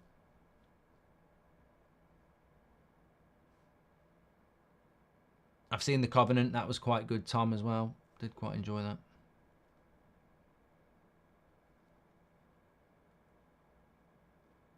Half an hour to go. Can they get back into this? Don't forget, early shout out as well. Next weekend, Super Bowl weekend. What does that mean? It means it's the Super Bowl, but it also means it's the Goldbridge Super Bowl watch-along. We do it every year into the early hours of a Monday morning. What a time. One of my favourite streams of the year. Going to get those American sweets in, and you can watch it with me. I'll teach you all about NFL, but really it's just a great stream. The Batman, back to the detective style of Batman, says William. Seen it yet? Garner's underrated. Great shift today, says Brian. He seems to have really settled in. Any fave horrors, Mark, says Brian Dale.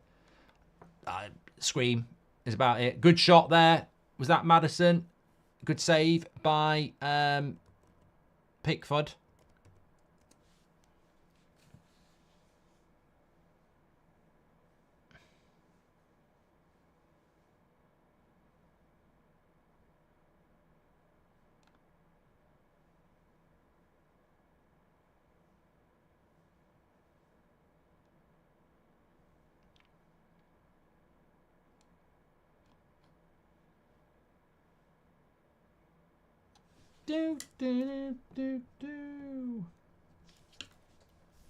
Spurs pushing to kill this game off here. You got to do it in the Prem. You got to do it. It's a bit like United the other night against Wolves. 2-0. We needed to kill the game. And what happens? They get back into it. And here is Everton again. Got a lovely run, but that's not going to get good. Oh, he Werner's made a mistake. And Patterson wins a corner. Oh, he's given a goal kick. It's going to get booked. Looked like a corner to me.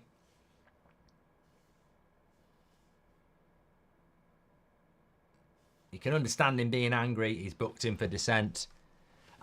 You know what? I hate to see a player get booked for dissent for a crap decision.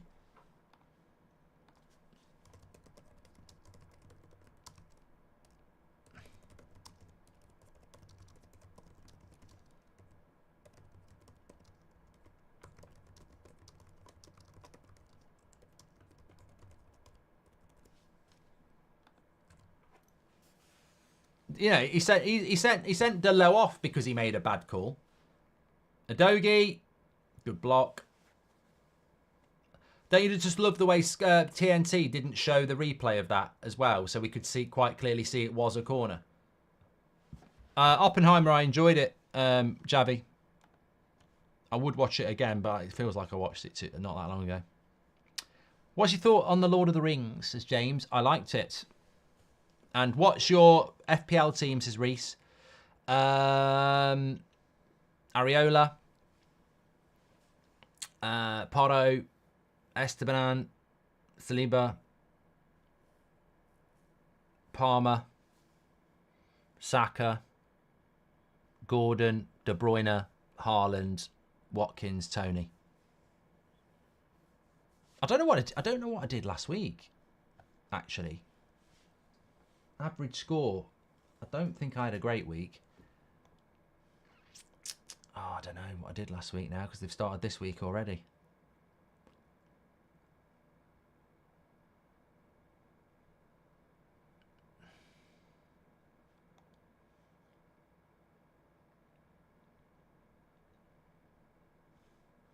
I don't know. It's gone. It's gone. Need to watch Tenet, Mark. I do need to see that one day. One day, you're right, I do. Favourite Tarantino film, says TB. It probably is Pulp Fiction. I like Reservoir Dogs, but I think it is Pulp Fiction. Rachel's just gifted a membership. Legend, Rachel, thank you very much. Road to Perdition, I watched it before Christmas. Great film, Jonathan.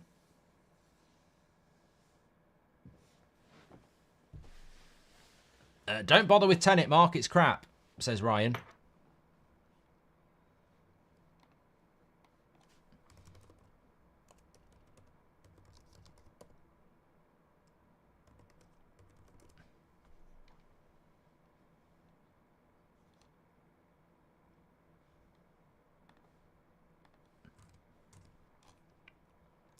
If 777 take over Everton, it will literally spell the end of our club. They're a known Ponzi scheme, buying clubs as collateral to get bigger loans.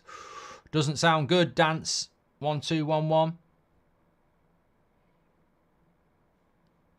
What do you think about Joe Cole as a commentator? Because he's just popped up on my screen. Have you watched Everything Everywhere All at Once? Says Owen Harris. It's not a film that... It's not a film that comes to mind. No, I've definitely not watched that. But it's got 94% on Rotten Tomatoes, so it must be quite good. My top 3 recommendations: 3 billboards outside Ebbing, Missouri, King Richard, and Top Gun Maverick. I thought the creator was garbage, says 9G. Maverick, Top Gun, I've seen that. Very good. Substitution, Kulusevski's coming on for the Spurs. King Richard, I've gone right off Will Smith, though. After he slaps Chris Rock. You know what? It's amazing, isn't it? I don't really like Will Smith anymore.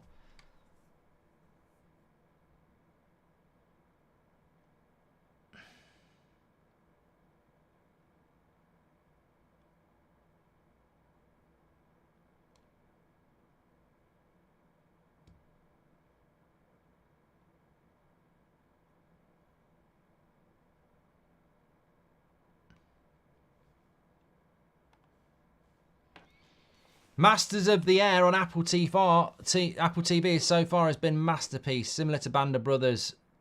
I'm going to have to get this. I've never ever had Apple TV, but I did like Band of Brothers. Spurs kit's horrible, says Jeff. Richard Fink, welcome to the Members Club, you legend. Thank you very much. What's your favourite sports movie, Mark, says Duga. I did like The Damned United. And I do think that's probably one of the best football films I've seen. And I do often revisit it. I just think it's a really good film.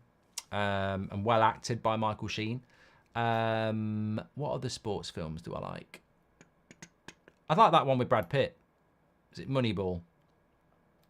It doesn't. I don't think your favourite sports film is necessarily based on your favourite sports. Like, I loved Last Dance, and I don't really watch basketball, but the way they made the basketball really interesting, which it's not. I don't find basketball interesting to watch.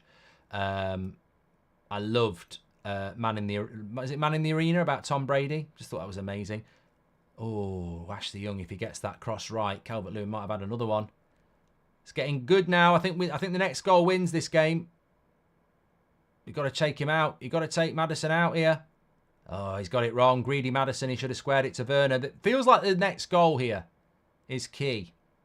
I've seen Ford versus Ferrari. And I've seen Ford versus Ferrari. But what's that one that's got... It might be in the cinema at the moment. Oh, has anybody seen it?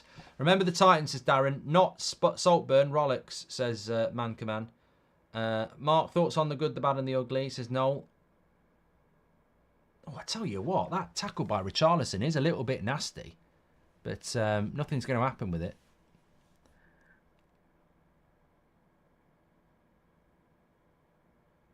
Ford versus Ferrari will get a remake with Verstappen versus Hamilton in 2026, says the True Blue one.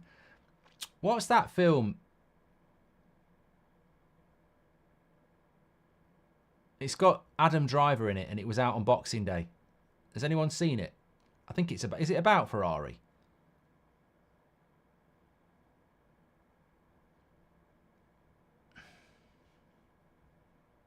Didn't touch him. Oh, I didn't see the replay. Didn't touch him. Didn't see the replay.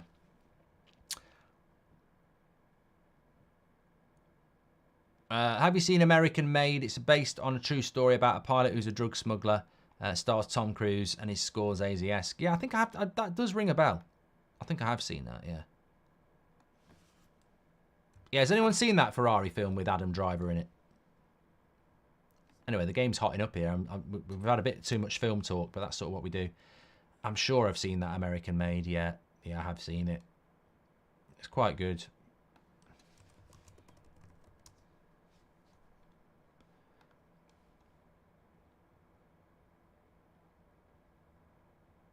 It's Michael Mann, isn't it? Ferrari does some good films.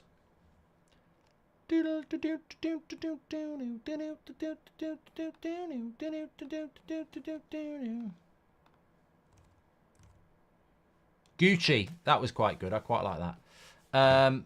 Watch The Last Voyage of the Mentor. It's about when Dracula sets sail to London. It's a good film. It says Tumbleweed.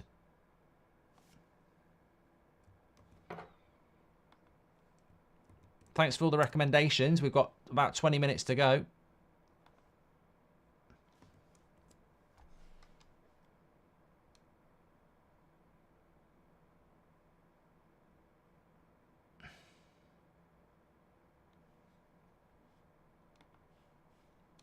Everton problematically, consistently, stereotypically toothless here.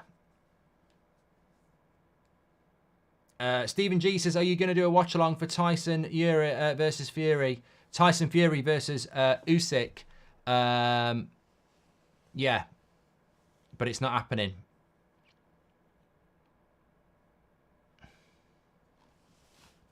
What's the new date for it? I know it's been called off.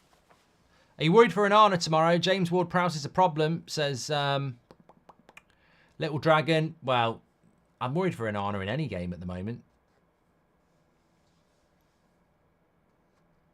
They've taken Dominic Calvert-Lewin's goal away and given it to Harrison, says Matt. Oh, you're joking.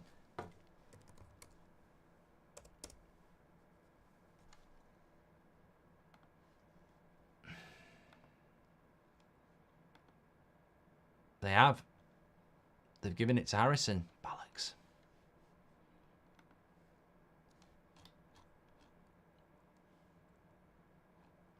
He's got an assist, Calvert-Lewin, but it's been given to Harrison, which is no good for me on the podcast, Goldbridge. We don't do assists, we do goals.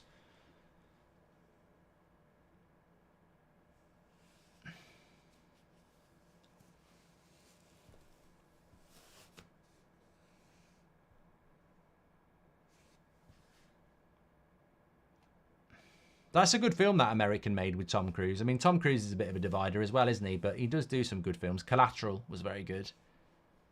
Called off because Tyson got cut in a spa, didn't he? Are you doing any other watch-alongs today, says Sean? No, not today. There's nothing really that grabs my fancy. I'll be keeping an eye on Sheffield United Villa, but I wouldn't do... it's not COVID, is it? I mean, COVID, I'd have watched two cats play football, but in real life, there's better things I can do with my time than watch Sheffield United against Villa. Tomorrow, Arsenal, Liverpool, and, of course, Man United against West Ham. So 2 watch-alongs tomorrow. And it's Champions League back on Wednesday.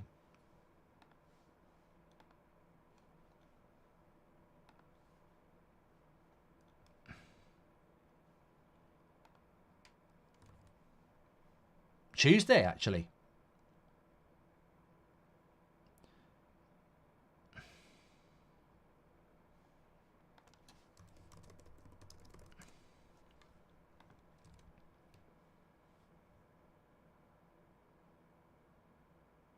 I watched the original Terminator a couple of weeks ago. I enjoyed that. Kev wants to watch the original Predator.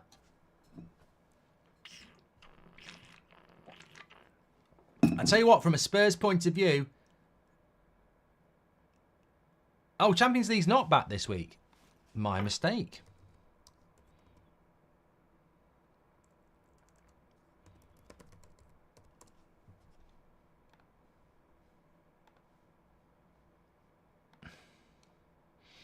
It's FA Cup replays this week. There we go.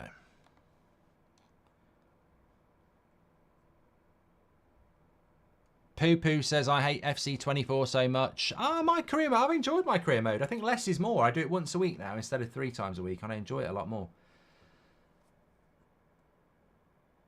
I thought Champions League football was back this week. It's not back this week. It's about the week after.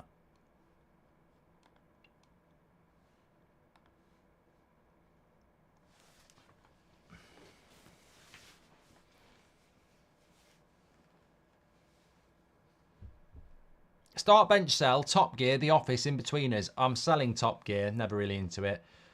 I'll bench In-Betweeners and I'll start The Office. When are you going to release Cup of Tea and Biscuits, says Con. When I can learn, when I can bloody learn what the bloody rhythm to it was. I need to remember the chords. The original Alien is very good, yeah. Aliens is better though. Sorry, I hate to say it, but Aliens is a better film than Alien.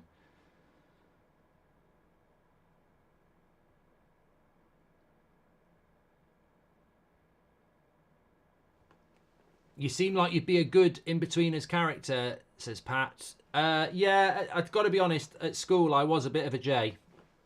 Not as bad as him, but I think it's well written because, yeah. There was sort of, to be fair, there was 4 of us at school, and one was very much Neil. The other one was, we didn't have a Will, actually. We didn't have a Will. But I was definitely a bit of a J. Because at the weekend, I used to go to, because my mum and dad separated, at the weekend I'd go to my dad's, and they didn't know anything about that world, so I'd be able to come back and go, oh yeah, should have seen this girl I was with at the weekend. Yeah, she was 22 and really experienced, and I'd be about 13. So, yeah, I was a bit of a J. I'd say things like, oh, yeah, because like where my dad lived was a different town, so I'd go, yeah, I was actually walking past the park on Sunday, and there was a men's football, and they just shouted out, they were a man down, and they said, do you fancy a game? And I played, I scored a hat-trick, and they were losing 2-0, and I only played 10 minutes, scored a hat-trick, and went, I don't know what you're worried about. Start, bench, sell, ahoy. TMNT says you are, Will. I didn't used to wear glasses, mate. So,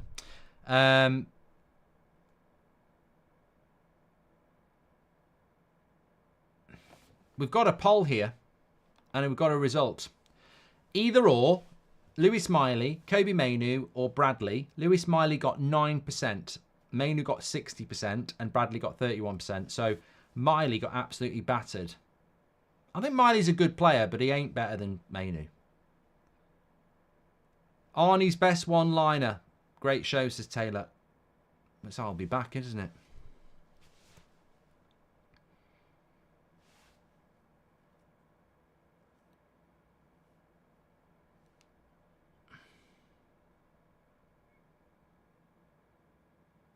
Jeff says, Aliens is not the only better sequel. Empire Strikes Back is better than New Hope. Two Towers is better than Fellowship of the Ring. Controversial. Heat's a great film, boys. I think that the Fellowship of the Ring is better than Two Towers, to be honest. But you're sort of making me want to watch that now. I haven't watched the Lord of the Rings trilogy in ages.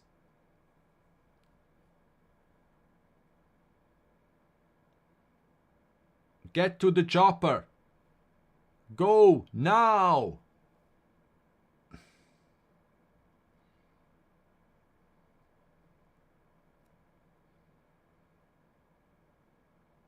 Sar's on for Spurs. Big 3 points for Spurs if they can see this out. These are the sort of games, I'll be honest, as a United fan, if I've got any hope of us trying to close the gap, you need Spurs to start losing games like this. And at the moment, they're in the ascendancy. Lee Berman says, personally, Lord of the Rings doesn't appeal to me. It's basically like going on a long 9-hour walk. I hate the trees in Two Towers. I hated them in the book and I hated them in the film. I just don't like the trees. You know, actually, when the trees were getting burnt and chopped down, I was cheering. And I wasn't Team Ogre. I wasn't Team Saruman or Sauron. I was Team Gandalf. But I gotta say, when they were burning the trees and chopping them down, I actually was quite happy. If Frankie de Jong becomes available this summer, could Ineos' restrictive spending policy block a potential transfer, or would they make an exception, says Axel? I don't know about that. I don't know.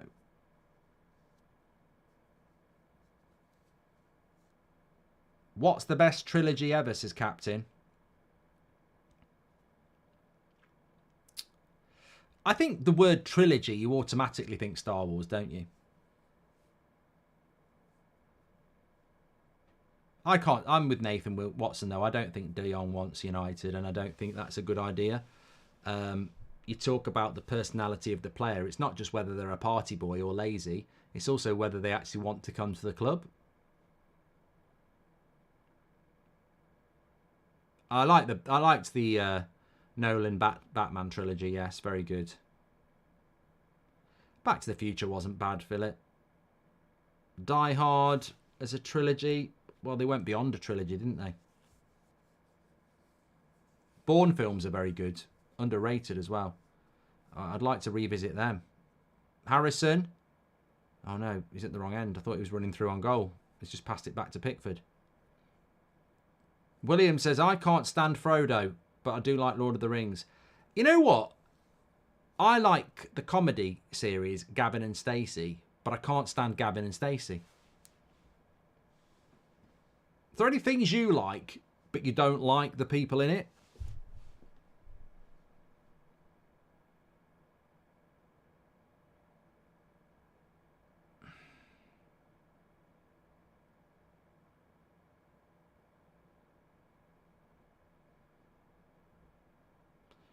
Mank says, I preferred the Hobbit trilogy.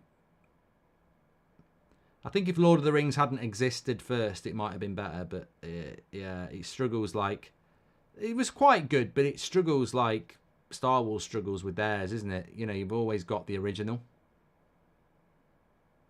Lovely play by Spurs. That third goal's just not come, but there's 10 minutes to go.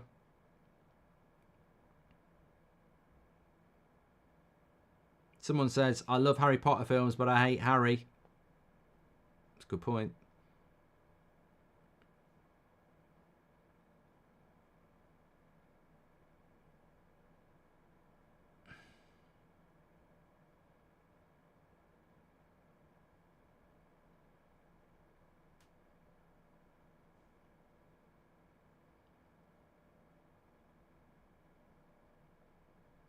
Septic says, I like Only Fools and Horses, but I can't stand Cockneys.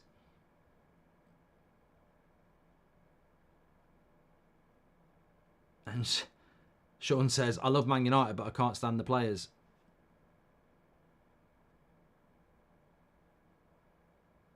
Ellie says, I like the United stand, but I can't stand Goldbridge. Well, that must be a problem, considering I'm on about 95% of the content.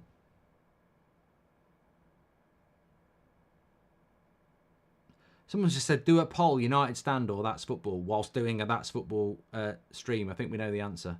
How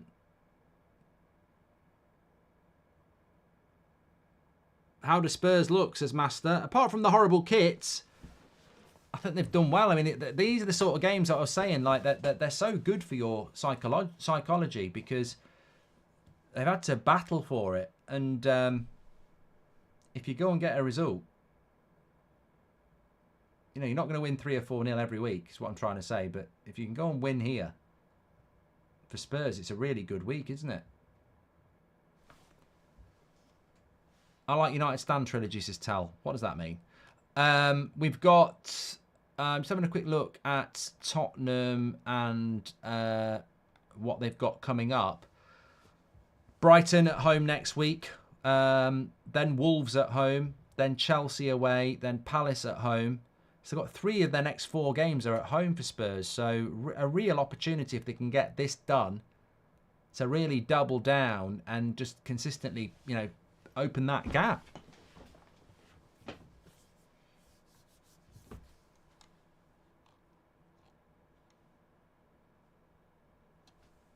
What watch-alongs are you doing this week, says Danzy.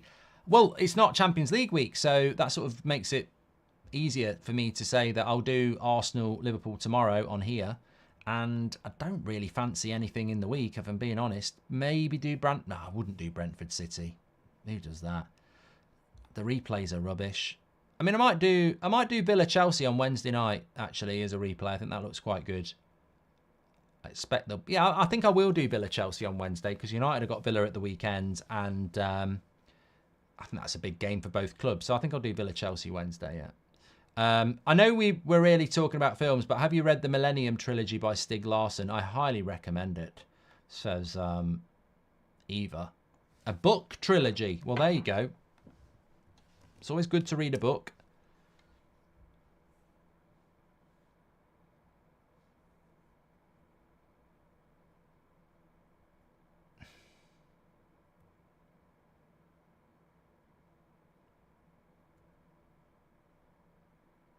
Why have they not done films about it? Oh, they have done films about it. The girl with the dragon tattoo, the girl who played with fire, and the girl who kicked the hornet's nest. I've seen the film of one of those.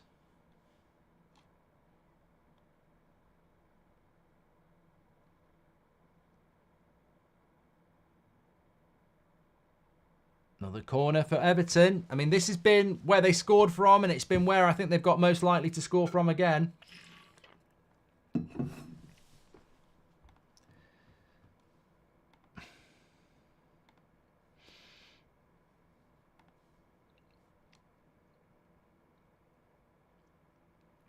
I think Van der Ven's been my man of the match, 960. He says it'd be interesting to see what his pace is like against... here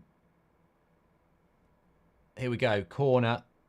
Vicario's got a little bit more freedom and he catches that. So they've sorted that out in the second half. United stand, that's football and podcast, says Talal. Oh, that trilogy. Yes. I see what you mean now. That is a good trilogy. I've played the game.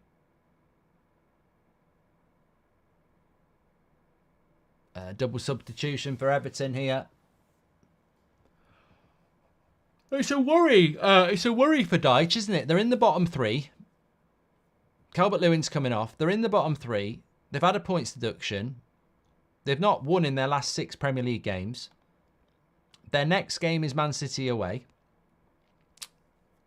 You know, it's not looking good for Everton, really. And it's weird because they got the 10-point deduction and they sort of motored to safety. And then in the last few weeks, they've just sort of fell apart a bit.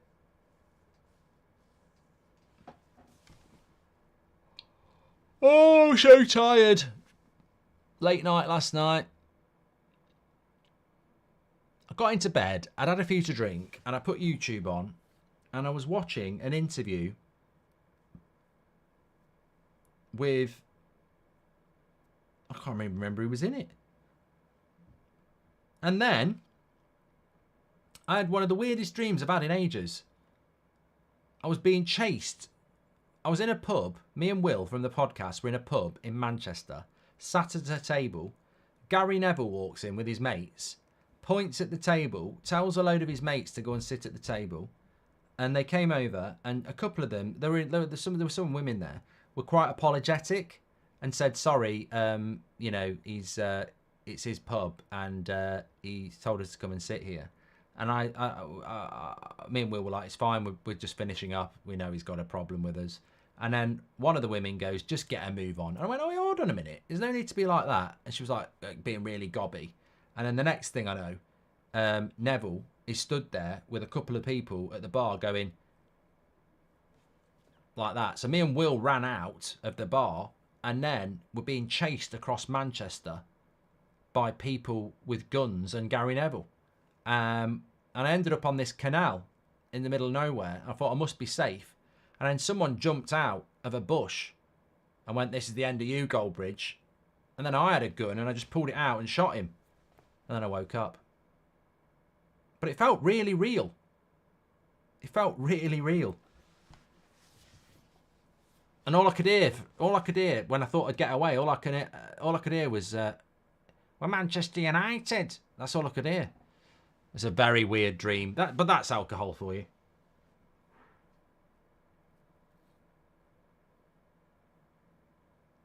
It was real. You shot a man last night, says Dylan. Yeah, imagine.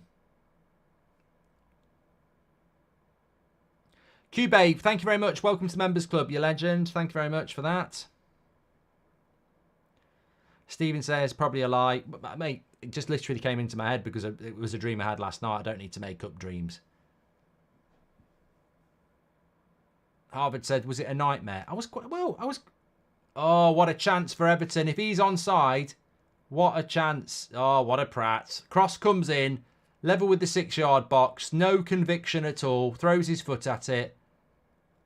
Miles onside. Oh, no, maybe he was off. I think he would have been off, but he's got to score that. What's he doing? Look, I mean, you're a Premier League footballer, and he's throwing a little flick at it.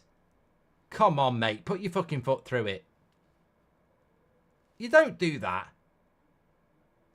That's not what you do in the Premier League, mate. Throw a little fucking flick at it.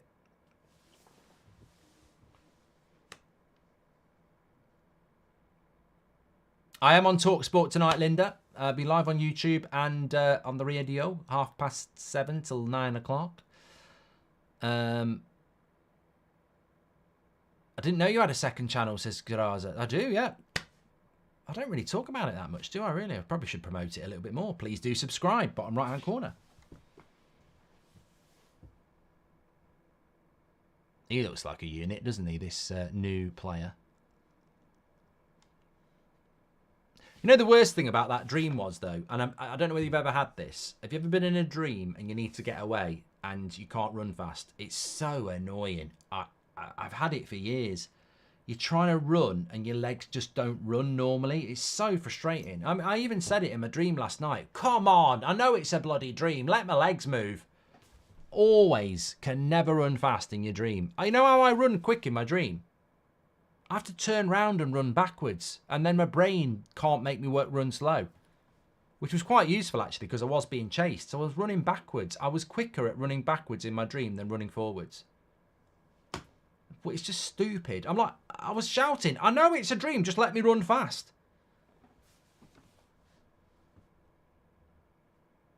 Try running backwards if you've had that before. It's a cheat code. Anyway, we're heading into stoppage time. Keel Robinson says thumbs up for the dream. Penalty! Nah, I ain't giving that, look. Deitch can't believe it. Oh, I can't stand players who chew gum. Get rid of this new Spurs signing. I can't stand players who chew gum.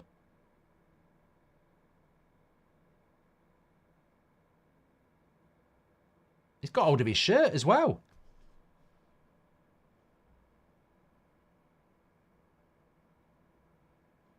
Sticky legs dreams the worst, says Anglo. Look at him. They keep showing it. I can't stand it. It really, irrational, illogical pet hates. Footballers stood there going, I hate it. I can't stand it. I can't stand it. It really, really winds me up. But probably wouldn't if it was a United player. I wouldn't, like if Rasmus was chewing gum or Mainoo was chewing gum, I'd be fine with it. But opposition players chewing gum, can't stand it. No, it's not a penalty. Play on. Take your gum out.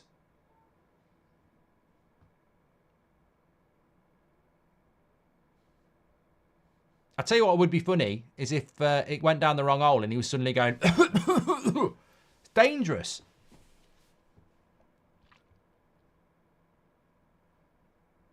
Can Everton do it? 7 minutes to go. SN Gaming says, grow up, Mark. Mate, I literally just said it's an irrational, illogical pet hate. That's the whole point about pet hates. They're not... It's like being on the train and hearing somebody sniff. It just goes right through me like people scraping their nails down a chalkboard. Which is exactly what I'm describing as pet hates. These weird things that just irritate. I don't mind managers chewing gum. Sir Alex did it. Yellow card for James Garner. I think it's going to be a big 3 points for Spurs, this. Can't wait for Arsenal-Liverpool tomorrow, by the way. Join us straight after the... I'm doing United against West Ham at 2. I'll do the match reaction, and then I'll be straight over here for kickoff at 4:30. So it will be tight, but we'll get it in.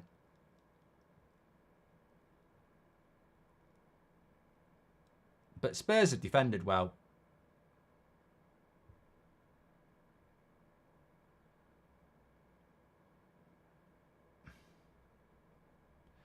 Oh, God. I tell you what, Tarkowski needs to take those Predator boots off. He couldn't pass a parcel. Here's Idris Gueye. He needs a pass. He ain't going to get there. Oh, come on.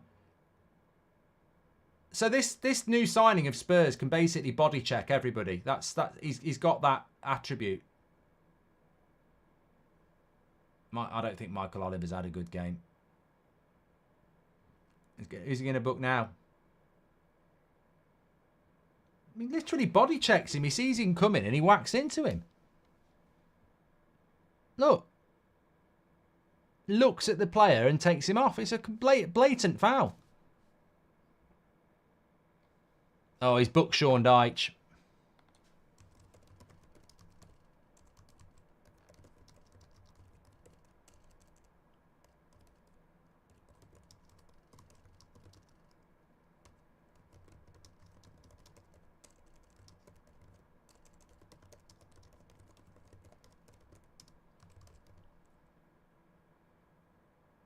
Goal! Everton!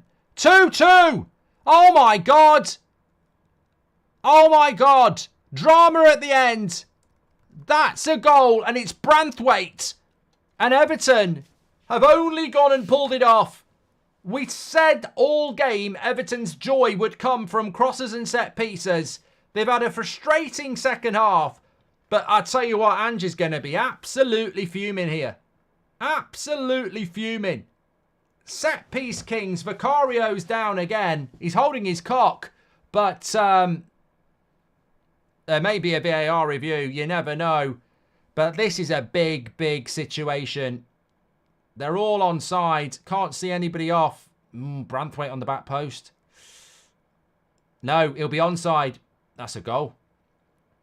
That's a goal. Romero gets the header, which would take away the offside. That's a goal. There's no way. No way at all. That's not going to be a goal. You can't be offside there. How can you be offside there? Romero heads it.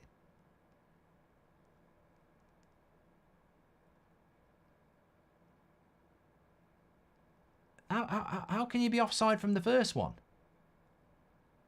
Since City and Liverpool are both rivals, would you rather Liverpool win the league or Man City? Cody, it's too early for me to say that. I think this might get ruled out. I think it might get ruled out. Oh, no, onside. Onside. Or offside. Oh, God, I don't know what they're doing here. It's going to get given. I don't know. I don't understand. I'll come back to you, Super Chat Hessen.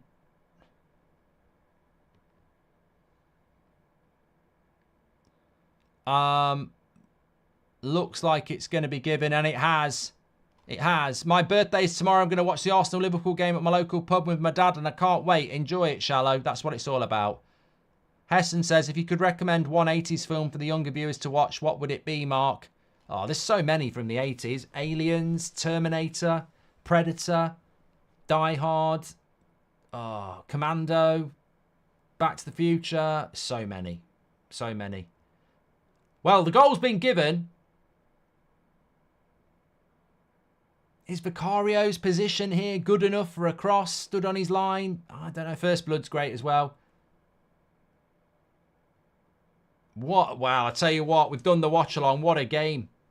What a game. This is why you stay to the end. None of this leaving early bullshit. And there's still time for Spurs. Adogi. That's a foul. I don't understand why they were looking at an offside on the free kick, by the way, because Branthwaite's on the back post. The ball's never going to him, so he can't... Is he active then? If Romero heads it? I suppose technically... I don't know. Thanks for helping me through some tough times with your content. I've committed several counts of tax evasion within the last 5 years. Says 5. Okay. Don't do it again.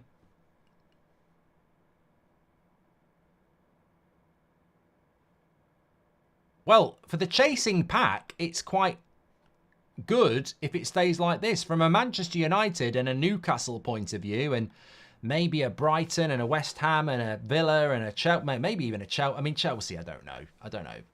Well, if you say Newcastle, Mark, yeah, good point.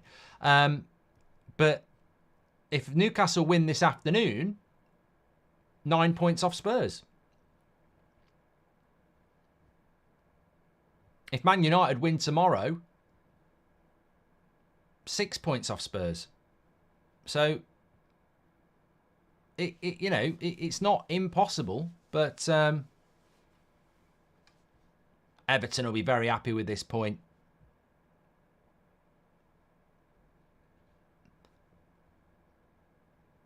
Oh, Red Ross on the offside. They were looking at who Romero was marking and if he was interfering.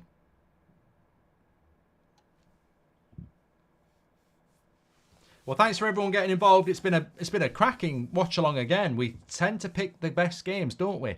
And I can't wait for Arsenal-Liverpool tomorrow. So make sure you subscribe and join in for that. Mark, can you explain why Vicario stays on his line just like Onana? I still think Vicario is the best signing this season, says Tun.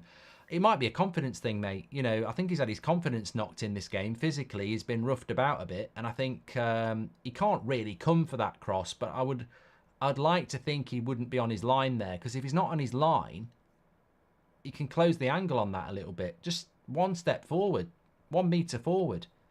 I don't know what it is about Onana and Vicario and maybe other goalkeepers on corners and crosses standing on their line. Like, it's a good position if it's a header straight at you because you've got more time to react. But it's a bad position if you end up like there where Branthwaite's trying to head it in from a metre out. You want to step forward a little bit, like one of the goals that Wolves scored the other day. 2-2. Good result for Everton, really, to equalise in stoppage time. It's a big, big result for them. Spurs, I think, will be massively disappointed. As I was saying, in these sort of games, if you can just get over the line and get the 3 points, it's such a big 3 points to battle and get. I think a draw probably, I haven't had a look at this for a while, but I think a draw probably might be the fairest result. Let's have a quick look. Yeah, it's about right.